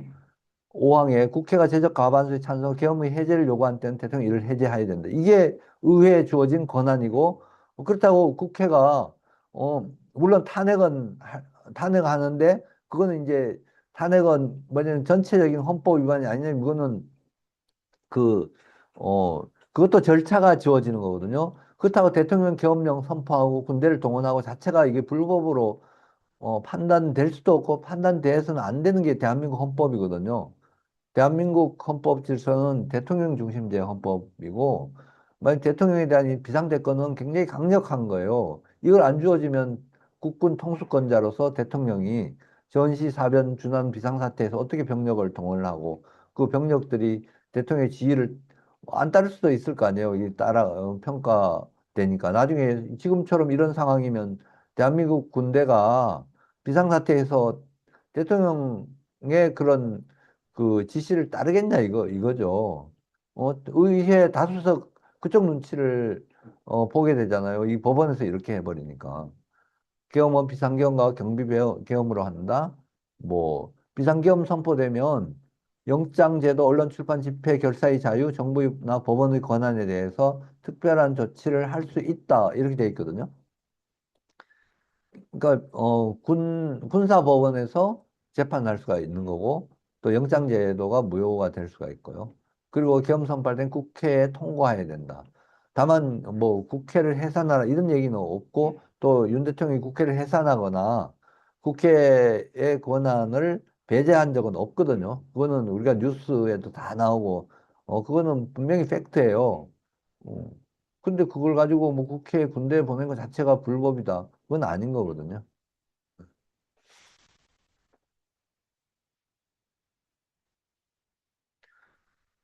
그리고 이제 선거 부정은 이거 선관위 자료에 나오더라고요. 선거 부정은 선거관리위원회에 의한 부정선거. 부정선거지만 선거관리위원회가 주체가 돼서 하는 부정선거. 21대 국회의원 총선거 이후에 거의 모든 선거 결과는 조작된 사실이 그 결과에 대한 학술 통계 분석, 그리고 또 현장에서 그 참관인들의 그 투표지 사진 이런 걸 보면 거의 다 조작이에요. 투표지를 다발로 위조 투표지를 갖다 놓고 선거를 하고 또 결과를 보면 딱 패턴으로 해가지고 어 그러니까 사전 투표는 더불어민주당에게 일방적으로 유리한 걸로 거의 전국에서 다 거의 다 이기는 걸로 이쪽에선 이번에 그 뭐죠 김문수 후보하고 사이에 이재명 간의 그 선거 결과는 그거는 그냥 상식적으로 보면 그건 완전 조작이라고 충분히 생각할 수 있는데 그죠? 선거일 투표는 거의 15%를 김문수 후보가 이겼어요. 50 몇 대 30 몇이더라고요. 15%. 어, 그러면 그것도 그냥 거의 압승인 거거든요. 근데 사전 선거는 그거는 거의 절반을 넘어요. 60 몇 대 뭐 20 몇, 뭐 두 배도 더 넘어요. 그런 게 어디 있어요. 그 말이 안 되잖아요. 그 당시에 그 우리가 그럼 여론 통계를 왜 조사합니까? 여론 통계는 그 당시에 누가 이길 것인지 예측하는데 거의 틀리지 않잖아요. 그러니까 여론조사 기관들이 말하자면 막대한 그 큰 회사로서 재정을 가지고 많은 직원을 고용을 하고 전문가들, 박사들 고용해가지고 여론 통계 분석을 방송도 마찬가지거든요. MBC, KBS 뭐 이런 데서 그 선거가 되면 얼마나 큰 그 말하자면 재정이 움직일까요? 뭐 출구조사 한다고 전국에 가서 그 뭐죠 사람들 실제로 투표한 사람들을 몇 명마다 하나씩 뽑아가지고 하는 게 랜덤 샘플링이잖아, 그죠? 랜덤이라는 건 그렇게 하면 전체 모집단을 샘플만 가지고도 우리가 플러스 마이너스 몇 프로 오차범위, 그거는 크지도 않아요. 플러스 마이너스 3%, 플러스 마이너스 5%, 어, 플러스 마이너스 뭐 1%, 뭐 이렇게 오차 범위 내로 맞다는 거거든요. 틀리지 않다는 거거든요. 그 오차를 벗어나지 않는다. 그러니까 그런 기관들이 돈을 받고 또 그런 활동을 통해서 그 회사로서 운영이 되는 거거든요. 근데 이거는 아니잖아요. 말이 안 되는, 말하자면 순 사기. 이거 그냥 사기라고 해도 전혀 과잉이 아니잖아요. 그걸 누가 믿어요? 믿을 수 없는 걸 가지고 심지어 그런 걸 보도도 하나 안 해요. 언론사들이. 그러니까 적어도 선거에 관한 언론사들을 내 책임도 지대하고요. 지대하고 정말 언론사도 사실은 신뢰를 잃은 거죠. 옛날에 방송들이 하는 게 막 선거 끝나면 막 개표기 돌아가는 거 막 보여주고 막 누가 이겼습니다 하면 와 하고 막 이런 거 하는데 그게 그 밑바닥은 사기라는 거죠. 사기로 해가지고 그런 거 해가지고 사람들 마음을 움직이고 그걸로 가지고 광고비를 받아먹고 어? 어떻게 그럴 수가 있어요? 그거 왜 사기를 가지고 자기 업을 유지하는 거는 그건 정말 양심의 가책을 느껴야 되는 거거든요. 그리고 법관들도 그렇고. 법관들도 이 정도 되면 거의 사기 수준이거든요. 대법관들.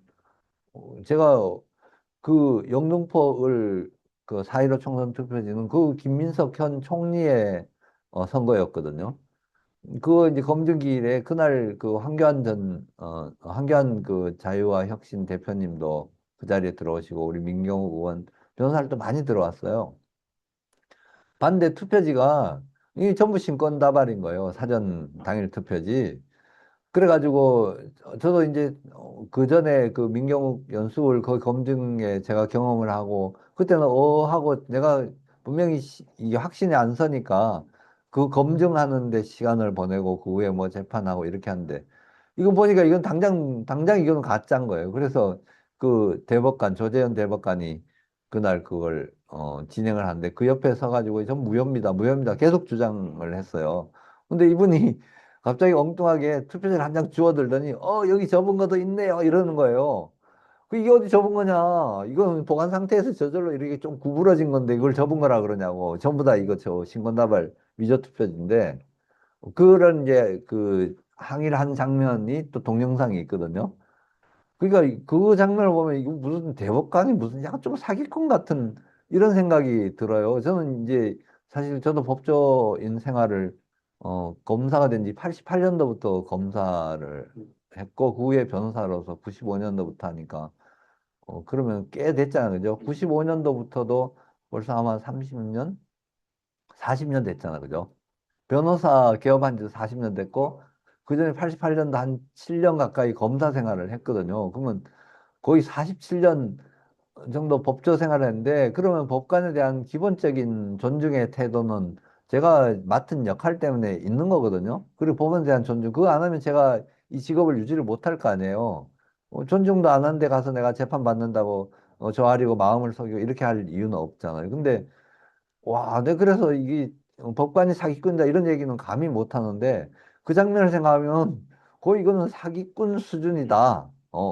그리고 그 전에 어떤 일이 있었냐면 이분이 대장동 사건이 그때 정치권이나 우리 사회에 굉장히 큰 이슈가 됐었거든요.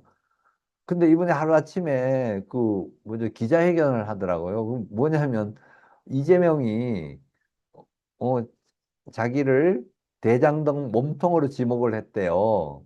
근데 자기는 그런 사람이 아니라고 해명하는 기자회견을, 야, 이게 무슨 코미디냐. 대법관이 도대체 무슨, 뭐가 어떻게, 뭐 어떻게 물려가지고 자기가 대장동 몸통이 아니라고 기자회견까지 하고, 그리고 선거재판을 맡아요.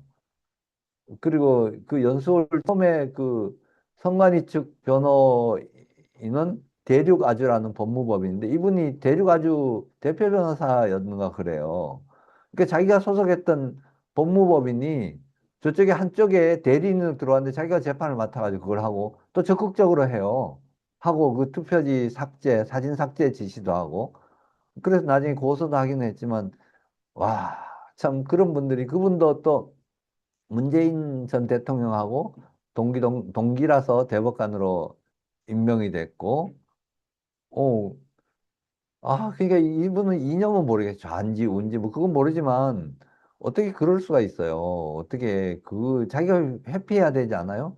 자기가 로펌 대표 아니면 로펌에서 일했던 그 로펌이 이 중요한 소송의 한쪽 당사자가 돼서 왔어요. 그럼 자기가 피해야지. 근데 적극적으로 나가가지고 그 선거 결과를 저렇게까지 하고 증거를 다 지워버려요. 역사에 남겨야 되지 않아요? 이 중요한 사건에 대한. 뭐 동영상 녹음까지 다 해놨으니까 그 당시 상황에 대해서 다 하고, 그때는 기자들도 거의, 취재를 못 했거든요.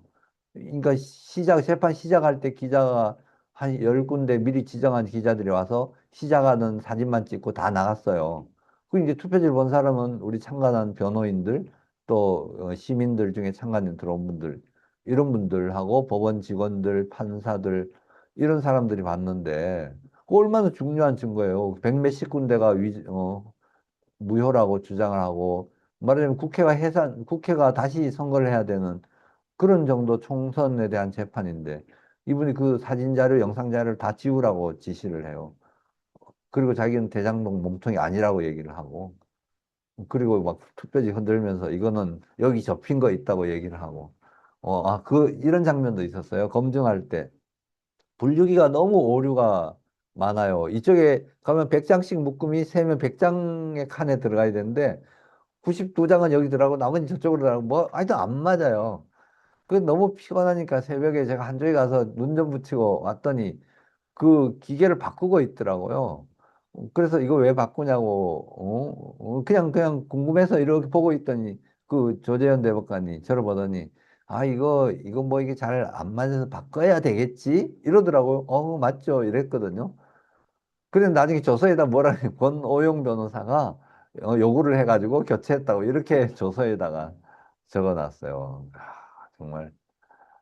그리고 그 반대신문 투표관리관 이 일장기 투표에 자기 못 봤다 그러면 이거는 위조라고 의심을 하고 당장 수사 들어가야 될 내용으로 증언을 한 건데 이미 확정이 된 거잖아요.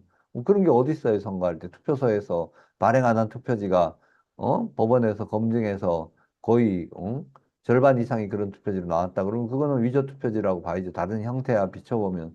근데 그걸 가지고 그 투표관리관한테 그런 얘기를 증언을 했는데 그러면, 본인이 안 찍은 것도 있죠. 그래서, 아니, 도대체 무슨 짓이냐고, 이게 왜 그런 질문을 무슨 의도로 하냐고 제가 그 자리에 좀 역정을 냈는데, 뭐 그런 게 소용이 없어요. 대법관이랑 그 뭐, 판결을 남기고. 그러니까, 이건 결국 이런 것들은 수사를 해줘야 되거든요. 수사를 하면 뭐든지 나올 거 아니에요. 일부러 대법관이 그러지는 않을 거 아니에요. 뭔가 관계가 있고, 자기 그 입장이 있었을 것 같아요. 그런 것들은 옛날 같으면 검찰에서 특수부 같은 데 불러다가 이 사람 저 사람 이제 자료를 전부 다 저 사람 기초조사를 한 후에 그 사람 불러다가 신문을 하거든요. 하면 거의 다 자백이 나와요. 그런 일들을 지금 못 하고 있는 거예요. 심지어 뭐 검찰을 폐쇄한다고 이렇게 하니까. 근데 정말 우리가 지금 타락한 게 어떻게 대법관이 뭐 50억 클럽 뭐 이런 얘기가 나오고 그런데도 제대로 조사도 안 되고 처벌도 안 되고 또 50억 클럽 된 사람 무죄가 나오고 국회의원들 뭐 선거할 때 막 큰 돈을 주고받고 뭐 이런 거 다 공개가 됐는데 다 무죄예요. 어떻게 이런 시대가 없었거든요. 제 그 사법 역사에서.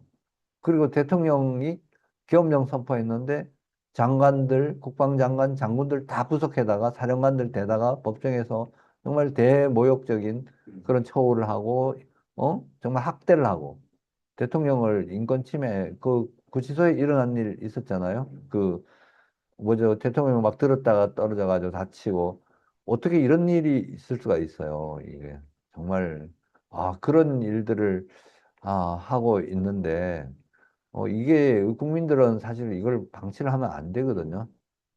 제가 이따가 성경 말씀을 얘기를 하지만 하나님께서 우리 이스라엘 자손들에게 원하신 게 공의와 정의거든요. 정의는 정당한 거고, 뭐 보니까 정의는 상당히 그런 배분적인 요소가 크더라고요, 정의가. 이 가난한 사람들, 약한 사람들, 이런 사람들, 버려두지 말고 학대하지 말라는 거거든요. 그리고 저는 이 비율을 굉장히 좋아하는데, 높은 곳은 낮아지는 거예요. 산은 깎아서 낮아지고, 골짜기는 또 도두어가지고 해가지고 평평하게 하는 게 정의인 거거든요. 그거는 배분적인 요소가 큰 것 같아요. 그거는 다 정의에 대해서는 그동안 오랫동안 사상과 철학적으로 많이 정리가 돼 있잖아. 그죠? 어떻게 해야 정의롭다. 그냥 무조건 딱 해가지고 똑같이 이렇게 하는 공산주의 사상, 그거는 또 꼭 정의는 또 아닌 거거든요. 왜냐하면 자기가 수고해서 벌은 재산이라든지 이런 것들은 또 유지하고 그 사람 존중해주고 그 사람이 또 나누는 걸 칭찬해주고 뭐 이런 요소들이 우리가 이제 우리가 그걸 맞다고 하고 그게 옳은 거라고 하고 그다음 의로운 사람이라고 하고 또 뭐 노블리스 오브 레자라고 칭찬을 해주잖아요. 존경하고 존중하고 사회에서도 그런 분들은 상을 주고 어, 이런 것들을 다 무너뜨리면 하나님께서 그걸 악하다고 하는 거거든요. 공의는, 어, 하나님의 법, 하나님께서 지은 창조 질서, 그리고 하나님께서 정말 요즘 레이기 읽고 있는데, 너무너무 세밀한 부분까지 이렇게 모든 것을 가이드를 주시잖아요. 이거는 옳다, 그러다. 근데 그게 틀린 얘기가 아니거든요. 그거에 기초해가지고 세상 그 만물이 창조되고 또 운영되고 그런 것들을 다 알려주셨는데 그런 걸 마구 뒤집어가지고 저 맘대로 하고 그게 옳다고 하고 뭐 그런 상황은 그냥 하나님의 공의에 반하는 거거든. 사람을 죽인다든지, 몰래 죽이고 은폐하고 자기가 그냥 모르는 체 하고 뭐 그냥 여론으로 그냥 막 해가지고 이렇게 한다든지 뭐 아니면 다수의 큰 사건들 이런 사건들도 제대로 조사 안 되고 사람이 죽어도 조사가 안 되고 재판하는 판사의 집에 가가지고 경찰관이 가가지고 압수수색을 해버리고 이거 정말 대통령은 정말 존중받고 우리가 보호돼야 되는데 대통령 관저에 경찰관들이 쳐들어가가지고 대통령 체포한다고 나오라 그러고 경비병력이 다 경비를 못하게 하고 이건 아닌 거거든요. 이거는 우리나라 법질서도 그런 거 아닌데 그게 옳다고 하고 그걸 그런 상황은 정말 잘못돼. 이거는 정말 우리 국민들이 분노해야 되거든요. 그리고 옳지 않은 거는 옳지 않다고 해야 하나님께서 공의롭다고 하시고 정의롭다고 하시는 거지. 그런 옳지 않은 걸 비겁하게 말 안 하고 알면서 모른 채 하고 그렇게 되고 사회가 그걸 얘기를 안 하는 상황이면 사실 의인 10명이 없어서 망한 소돔과 고모라의 상황이 그게 다른 게 아닌 거거든요. 저 오늘 오면서도 그걸 생각을 해봤어요. 그 롯이 소돔과 고모라에서 유일한 의인인데 왜 롯이 의인이라 그랬을까? 롯이 보면 그 당시에 그 하나님의 사자들이 와가지고 뭐 간음을 하겠다. 사자들이 아니라 그 지역의 그 악한 자들이 깡패들이 와서 하나님의 사자들을 간음을 하겠다. 이렇게 내놓으라. 이렇게 했거든요. 근데 롯이 거기에 대해서 그냥 비겁하게 가만히 있지 않았잖아요. 가서 그 사람들을 설득하고, 그 사람을 보호하기 위해서 노력을 했어요. 그게 유일한 의인인 거예요. 그런 악한 시대에서. 근데 지금 이렇게 악한 일들이 일어나는데 대한민국에서 다들 모르는 채 해요. 그 사람들이 작든 크든 간에 중요한 위치에 있든 아니든 간에 우리 그리스도인들이 적어도 모른 채예요. 자기는 거기에 관여 안 한다. 누가 옳은지 모르겠다. 왜 몰라요? 그걸 분별을 할 줄 알아야죠. 알아야 되고. 그래서 이런 법 규정이나 헌법 질서라든지 그 정도 상식도 없나요? 없지 않을 거예요. 틀림이 있을 건데도 모르는 채 입을 다물고 있어. 그건 하나님께서 기뻐하시지 않는다고 생각하거든요. 더군다나 부정선거라는 이런 거는 다 물증과 그 내용에 의해서 다 드러나잖아요. 드러났는데 또 모르는 채 해. 거기에 개입하지 않겠다. 정치적이다. 이거 이렇게 하면 안 되거든요. 왜냐하면 나라의 그 큰 사회가 거짓으로 어, 거짓에 기초해가지고 움직이고 있고, 이권에 의해서 움직이고 있고, 권력에 의해서 움직이고 있고, 이런 것들에 대해서 우리 그리스도인들이 더 잘 얘기할 수 있지가 않나요? 그리스도인들은 생명과 모든 것을 그 하늘나라의 그, 뭐 천국 소망을 가지고 살아가는 거고, 이 땅의, 것들은 정말 우리가, 어, 남길 것이 없는 이런 게 그, 우리가 성경에 나오는 의인들이고, 다들 그렇게 사셨잖아요. 우리가 존경하는 위인들, 사도 바울 같은 전도자들, 욥과 같은 의인들. 그런데 이거 뭐 대단한 것도 아니고, 이렇게 명백하게 사실 드러났는데 모른 채 하고, 알려고 하지도 않아요. 그러면 그게 그 사회가 물론 뭐 100%다 의인일 필요는 없지만 적어도 이 그리스도인들은 그런 점에 대해서 이 공의의 원칙에서 거짓말하면 안 된다는 이런 거에 의해서 한번 관심이라도 가져야죠. 그래서 참 그게 오늘 기도할 제목이 그런 내용인 거거든요. 그리고 비상계엄령 그 선포할 당시의 상황은 2023년 10월 달에 그때 추석 앞두고 중앙선거관리위원회의 서버 컴퓨터에 국정원이 보안감사 결과를 발표를 하죠. 어, 그리고 난 후에 이게 국정원장이 교체가 돼요. 사실 국정원장이 그렇게 얘기하면 그걸 전부 다 더 수사를 하고 밝혀가지고 이렇게 해야 되는데 그건 참 의문이에요. 그윤 대통령도 아마 이유가 있었을 거예요. 지금 생각하면 이게 만일 그 보안감사 결과 이게 중공 개입이 거기에 나와 있었다. 그럼 전쟁 상황이라는 거잖아, 그죠? 근데 우리가 중공하고 막바로 전쟁을 해가지고 쉽지가 않은 상황이고 또 그렇다고 미국하고 중공하고 붙는 거는 뭐 세계 대전 인 거고 뭐 그래서 대통령의 고민이 있었을 것 같아요. 그래서 비상계엄령은 이거 사법심사 하지 말라는 게 그런 이유인 거거든요. 대통령이 자기 얘기를 다 못해요. 대통령이 얘기하면 나라가 전체적인 그 보안과 비밀과 뭐 국민의 안전이 위협을 받는데 그걸 왜 법원에서 그걸 조사한다고 대통령 장관들, 장군들, 사령관들 그것도 가장 핵심 부대 전력들을 데려다 놓고 증언을 하게 하고 비하폰을 다 공개해버리고 정말 진짜 나쁜 것 같아요. 그 정도 상식이 없나? 지금 미국이 최근에 그 트럼프 대통령이 국회 연설을 하고 그걸 어떤 분 그 한국전 참전 용사에 대해서 훈장을 주잖아요. 50년 동안 그분의 공적에 대해서 비밀로 붙여진 이유가 그 당시 한국전에서 우리는 중공만 개입했다고 생각을 했는데 러시아 전투기하고 그 공중전을 벌려서 이분이 격추를 하고 이렇게 해서 영웅이라는 거예요. 그걸 숨겼대요. 왜냐하면 러시아가 그 당시 참전했다는 것이 그 당시에 드러나 버리면 러시아하고 미국하고 전쟁 상태가 되면 3차 세계대전 일어난 그런 상황이라서 50년 동안 비밀로 했던 내용이래요. 그럼 대한민국 그 윤석열 대통령이 중공이 대한민국 사이버로 침공을 해서 선거 결과를 조작하는데 개입을 했다. 우리는 거의 그렇게 생각하고 그렇게 주장을 하거든요. 여기 보니까 요 근처에도 중공 개입 부정선거란 플랜카드가 붙어 있더라고요. 거의 그렇게 생각하고 지금 미국에서 수사 결과 드러난 내용도 트럼프 대통령이 그걸 얘기를 했었죠. 중공과 또 다른 5개국가 어, 그런 상황을 얘기를 한 거는 이제 트럼프 대통령이 어차피 중공은 지금 다루고 있는 거거든요.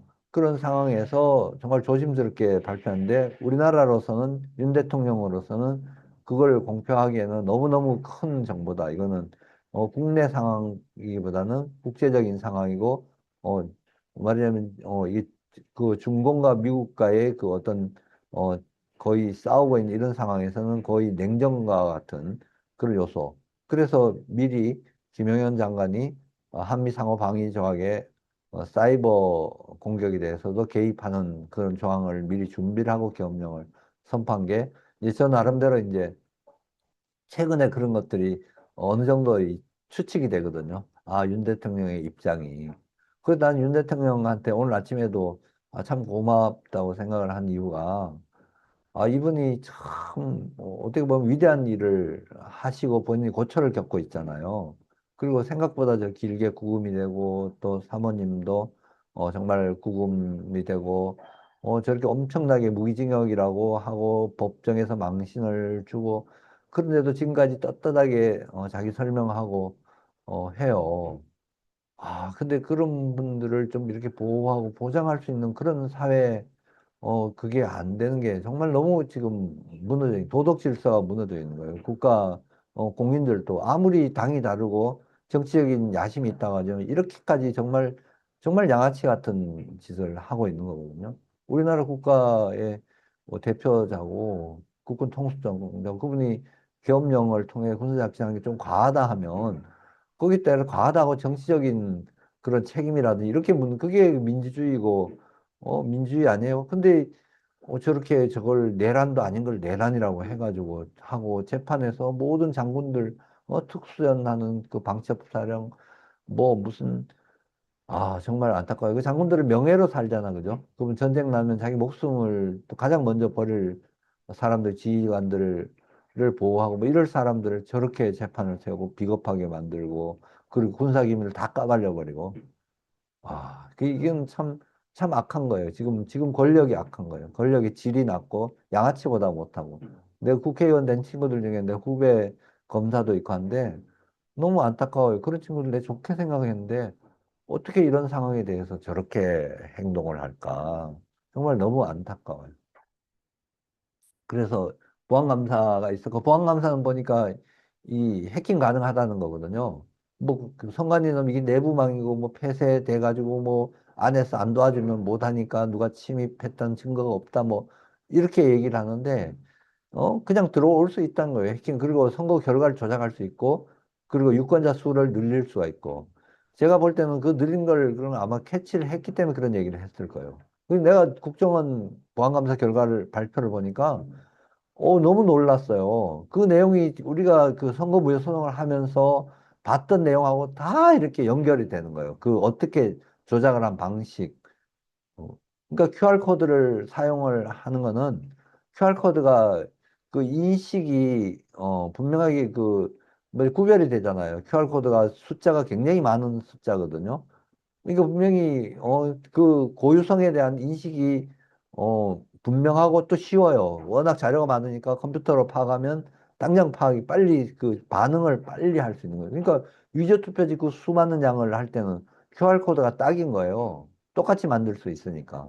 그런 숫자를 조작을 하는데 너무 하고 또 그걸로 검색 보안 뭐 이런 컴퓨터로 그걸 분석하는 데 QR코드처럼 좋은 게 어디 있어요. 어, 그리고 그걸로 해가지고 저것도 넣는다잖아요. 비밀 지령도 내린다잖아요. 컴퓨터 파일이 QR코드에 넣으면 뭐가 들어간지도 모르는 그런 내용이었던 거거든요.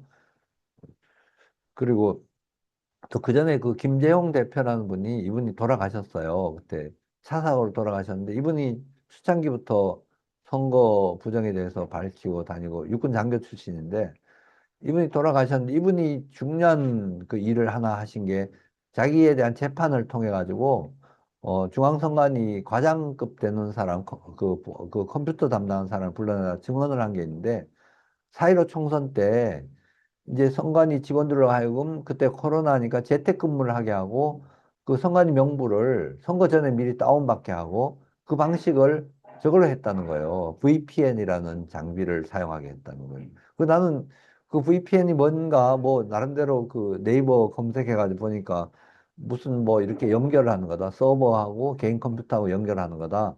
근데 그게 보니까 아이디하고 패스워드만 있으면 그냥 서버에 들어갈 수가 있는 거고 그전 세계 어디서도 그렇게 할 수 있는 거예요. 그러니까 중공에서도 할 수 있고 북한에서도 할 수 있고 그렇게 하면 그 서버에 들어갈 수 있는 거예요. 그건 뭐 하면 사실 그 정도로 보안이 무너진 상황이 법정 증언까지 나온 상황이라면 선관위원회에서 계속 둘러대고 뭐 내부망 폐쇄망 이거 말도 안 되는 얘기를 하는 거거든요. 법정 증언에 자기네들이 선관위 담당자가 다 얘기를 하고 그리고 우리가 패스워드를 찾았잖아요. 1, 2, 3, 4, 5라고. 이거 그런 짓을 다 한 걸로 봐도 되잖아요. 그럼 당장 수사를 해야 돼요. 어, 그리고 이제 보안감사 결과가 나오고 또 윤 대통령은 음, 또 전직 검찰총장이시고 이 국가 수사라든지 돌아가는 것들을 누구보다 잘 아시니까 오히려 이걸 이제 그 당시에 또 바이든 정부였잖아요. 그런 얘기도 있더라고요. 바이든 대통령 그쪽에서 선거 부정 얘기 못하게 어, 했다 이런 얘기도 있는데 어쨌든 바이든 정부고 그다음에 트럼프 행정부는 취임하기 전이었는가 아마 취임하기 전이었을 거예요. 좀 그런 상황에서 윤 대통령이 이쪽에 또 민주당 쪽에서는 막미로 요즘 영화 나오잖아요. 12.3 비상계엄. 그것 국민들이 더 많이 보셨으면 좋겠던데.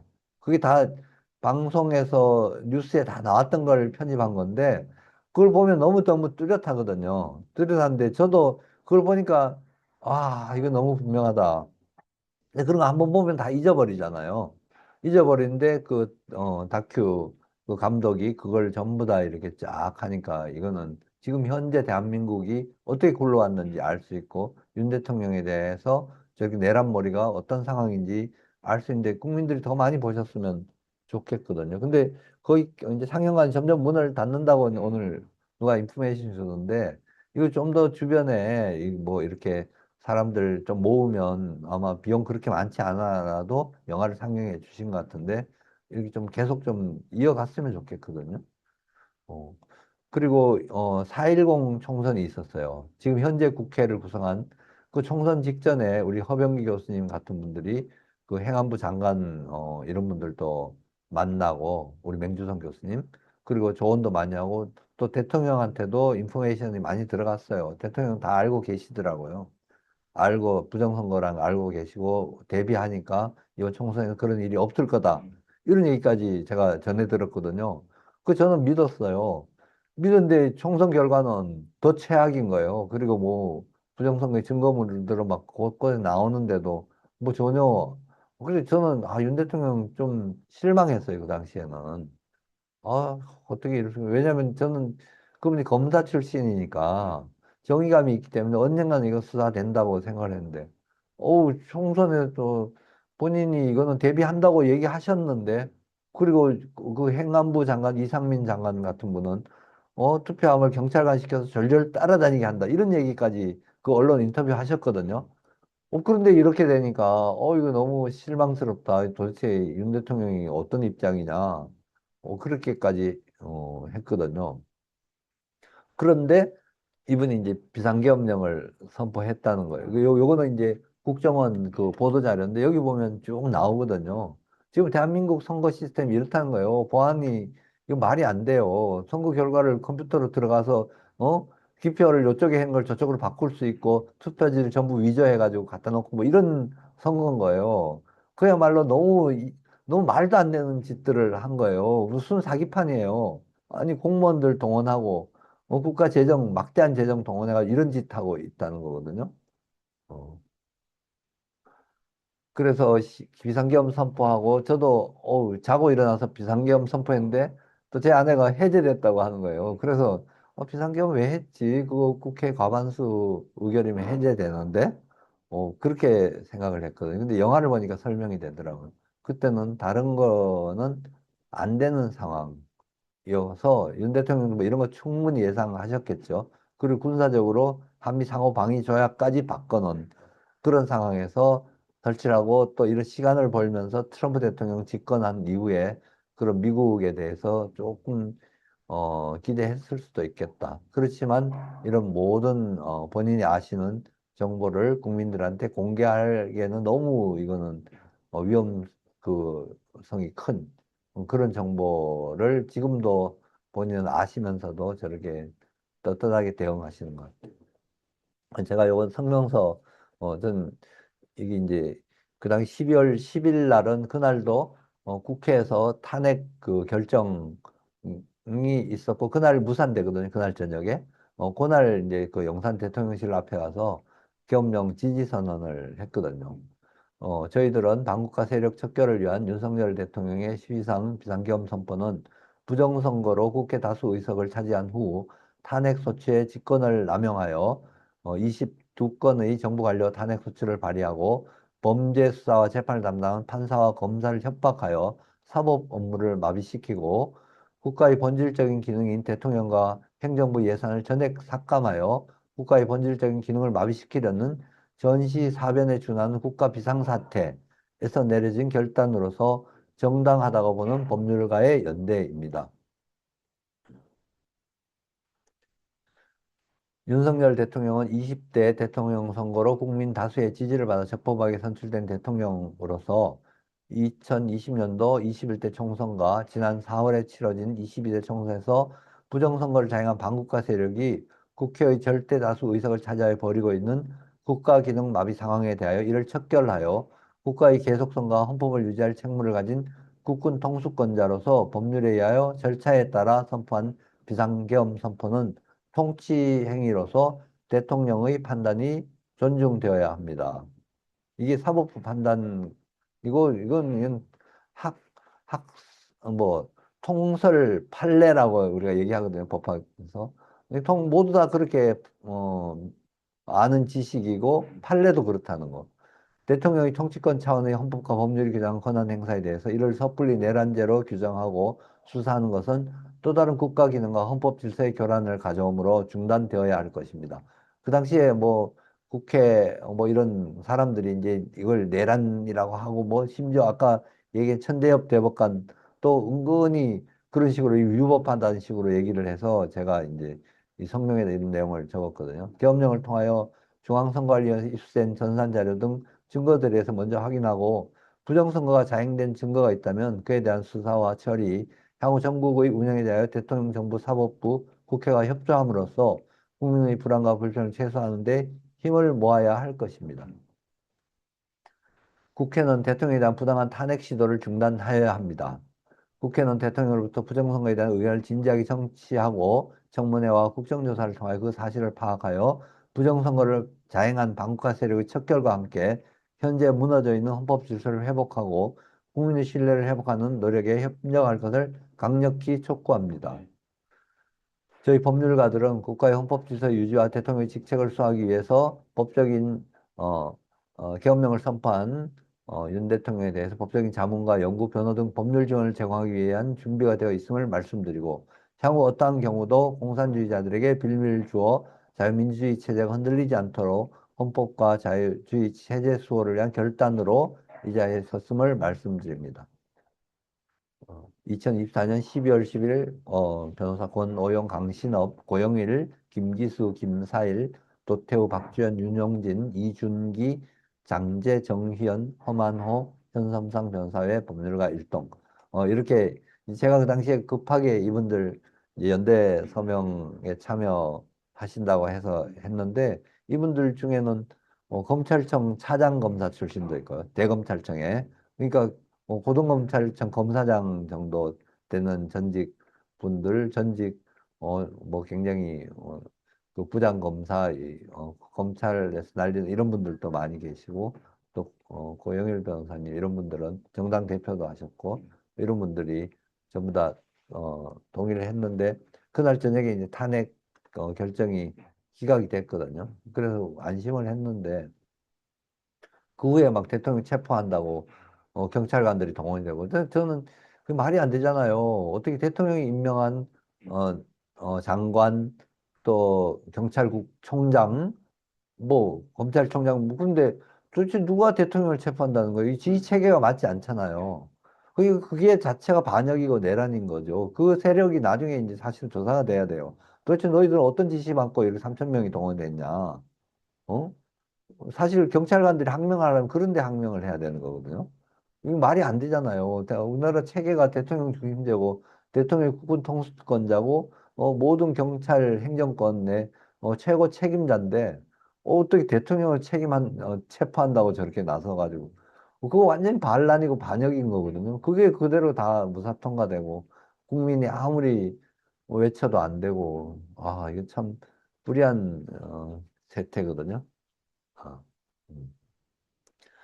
아, 지금 제가 이야기를 하다 보니까 오랜 시간의 이야기를 근데 정리되지 이제 않아서 이런데 지금 이제 한 10분 정도 이거 내란죄 판결에 대해서 요거 전체 구성이거든요. 내란죄 그 판결문 목차를 보고 한 건데요. 8명에 대해서 판결이 있었고 윤 대통령, 김영현 장관, 노상원, 김영군, 조지호 경찰청장 뭐 이런 분들인데 1218페이지나 돼요. 그리고 사건 진행 경과가 있고 국회 출동 군병력 관련 진행 경과가 있고 국회 지도가 있고 또 중앙선거관리위원회 각 청사 위치와 각 부대 위치도가 또 별첨으로 돼 있어요. 주문 이유 범위 사실 증거 요지 법령에 적용 이렇게 돼 있는데 제가 정말 우려되는 거는 어떻게 대통령, 장관, 겸용 선포에 작전에 투입된 사령관, 군대, 경찰, 안보의 중요한 내용에 대해서 기관, 부대, 위치, 병력의 이동, 의사결정 내용, 서로 대한 내용까지 다 판결문에 나열했어요. 이게 비밀사항 아니에요? 군사작전은. 근데 그 북한과 중공이 다 들여다볼 자료를 다 까발린 거예요. 적대 세력한테 나는 일부러 보라고 이런 거 아닌가 의심이 되거든요. 전쟁 나면 이 대통령 장관 지휘 체계가 어떻게 움직이는지 다 드러나요. 그리고 특수부대의 위치까지, 안가까지 위치를 다 표시를 해놨어요. 대한민국 대통령 중심제 국가고, 이제 전쟁 나면 대통령이 비상사태를 선포해가지고 군, 경찰, 국가의 행정조직이 동원이 돼야 되는데, 이번 판결을 이런 식으로 까발려 버리면 앞으로 이게 이런 게 가동이 되겠냐. 이건 거의 체제 전복적인 판결이다. 어.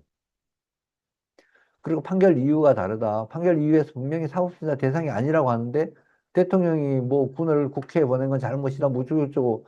이런 얘기를 어떻게 할 수가 있어요. 사법심사 대상이 아니라는데. 그리고 군을 동원한 게 계엄령의 본질이거든요. 군을 동원해서 질서를 유지하고 뭔가 국가의 안위를 한 건데 어, 근데 요건을 갖추지 못했다. 이렇게 법원을 판단할 수 없는 거거든요. 심사 대상이 아니니까. 근데 저렇게 판단하고 그리고 뭐 이런 규정이 있는데 규정에 따라서 다 된 거거든요.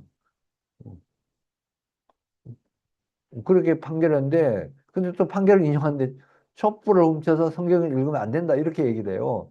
이건 내가 볼 때는 굉장히 이념적인 재판이다. 촛불은 이거는 이제 제가 생각하는데 촛불은 자기네 촛불혁명으로 국가 권력을 차지한 거다.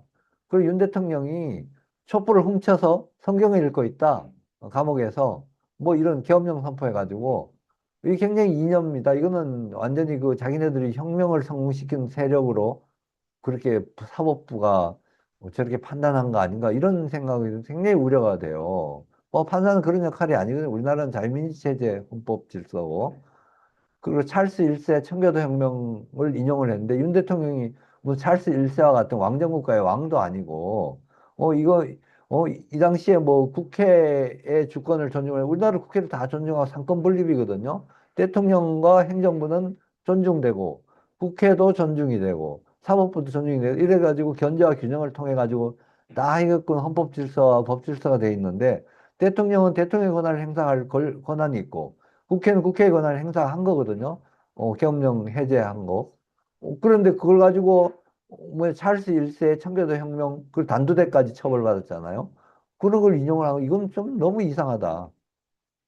어, 아, 그래서 제가 하나님께서 우리에게 허락하신 대한민국에서 공의와 정의가 하수와 강물같이 흐르도록 여호와께 간구하면서 그리스도인으로서 악한 지도자들 재판에 대해서 분별하고 비판의 목소리를 높이고 공의와 정의를 세우도록 각자 영역에서 정직한 그리스도인으로서 빛과 소금이 되고 사법부와 법관들이 재판에 정의를 세우도록 선한 영향력을 행사하고 결국 여호와께서 위로부터 성령을 내려 부으시고 임하신 날 구원과 회복이 임할 것을 말씀드립니다. 네. 예. 요 성경 말씀은 어, 너희가 자기를 위하여 공의를 심고 인애를 거두라. 너희 묵은 땅을 기경하라. 지금이 곧 여호와를 찾을 때니 마침내 여호와께서 오사 공의를 비처럼 너희에게 내리시라. 호세아서 10장 12절 말씀. 또 지도자들과 법관들 이런 말씀은 너희 악을 미워하고 너희는 악을 미워하고 선을 사랑하며 성문에서 정의를 세울지어다. 만군의 하나님께서 혹시 요셉의 남은 자를 불쌍히 여기시리라. 아모스 5장 15절 말씀. 여기서 성문을 내서 정의를 세우라는 거는 maintain justice in the court라고 재판에 정의를 세우라는 거거든요. 이건 법관들에게도 주어진 의무고 우리 그리스도인 일반에서도 이런 이야기를 해야 되고요. 법관들로 하여금 정의를 세우도록 해야 되고 그렇게 우리가 정의를 세우고 구하고 정말 약자들, 가난자 이런 기본적인 그리스도인으로서 정직성과 공의와 정의에 대해서 우리가 외칠 때 하나님께서 은혜를 부어 주신다는 거거든요. 우리가 그걸 믿고 같이 기도했으면 좋겠습니다. 목사님. 감사합니다.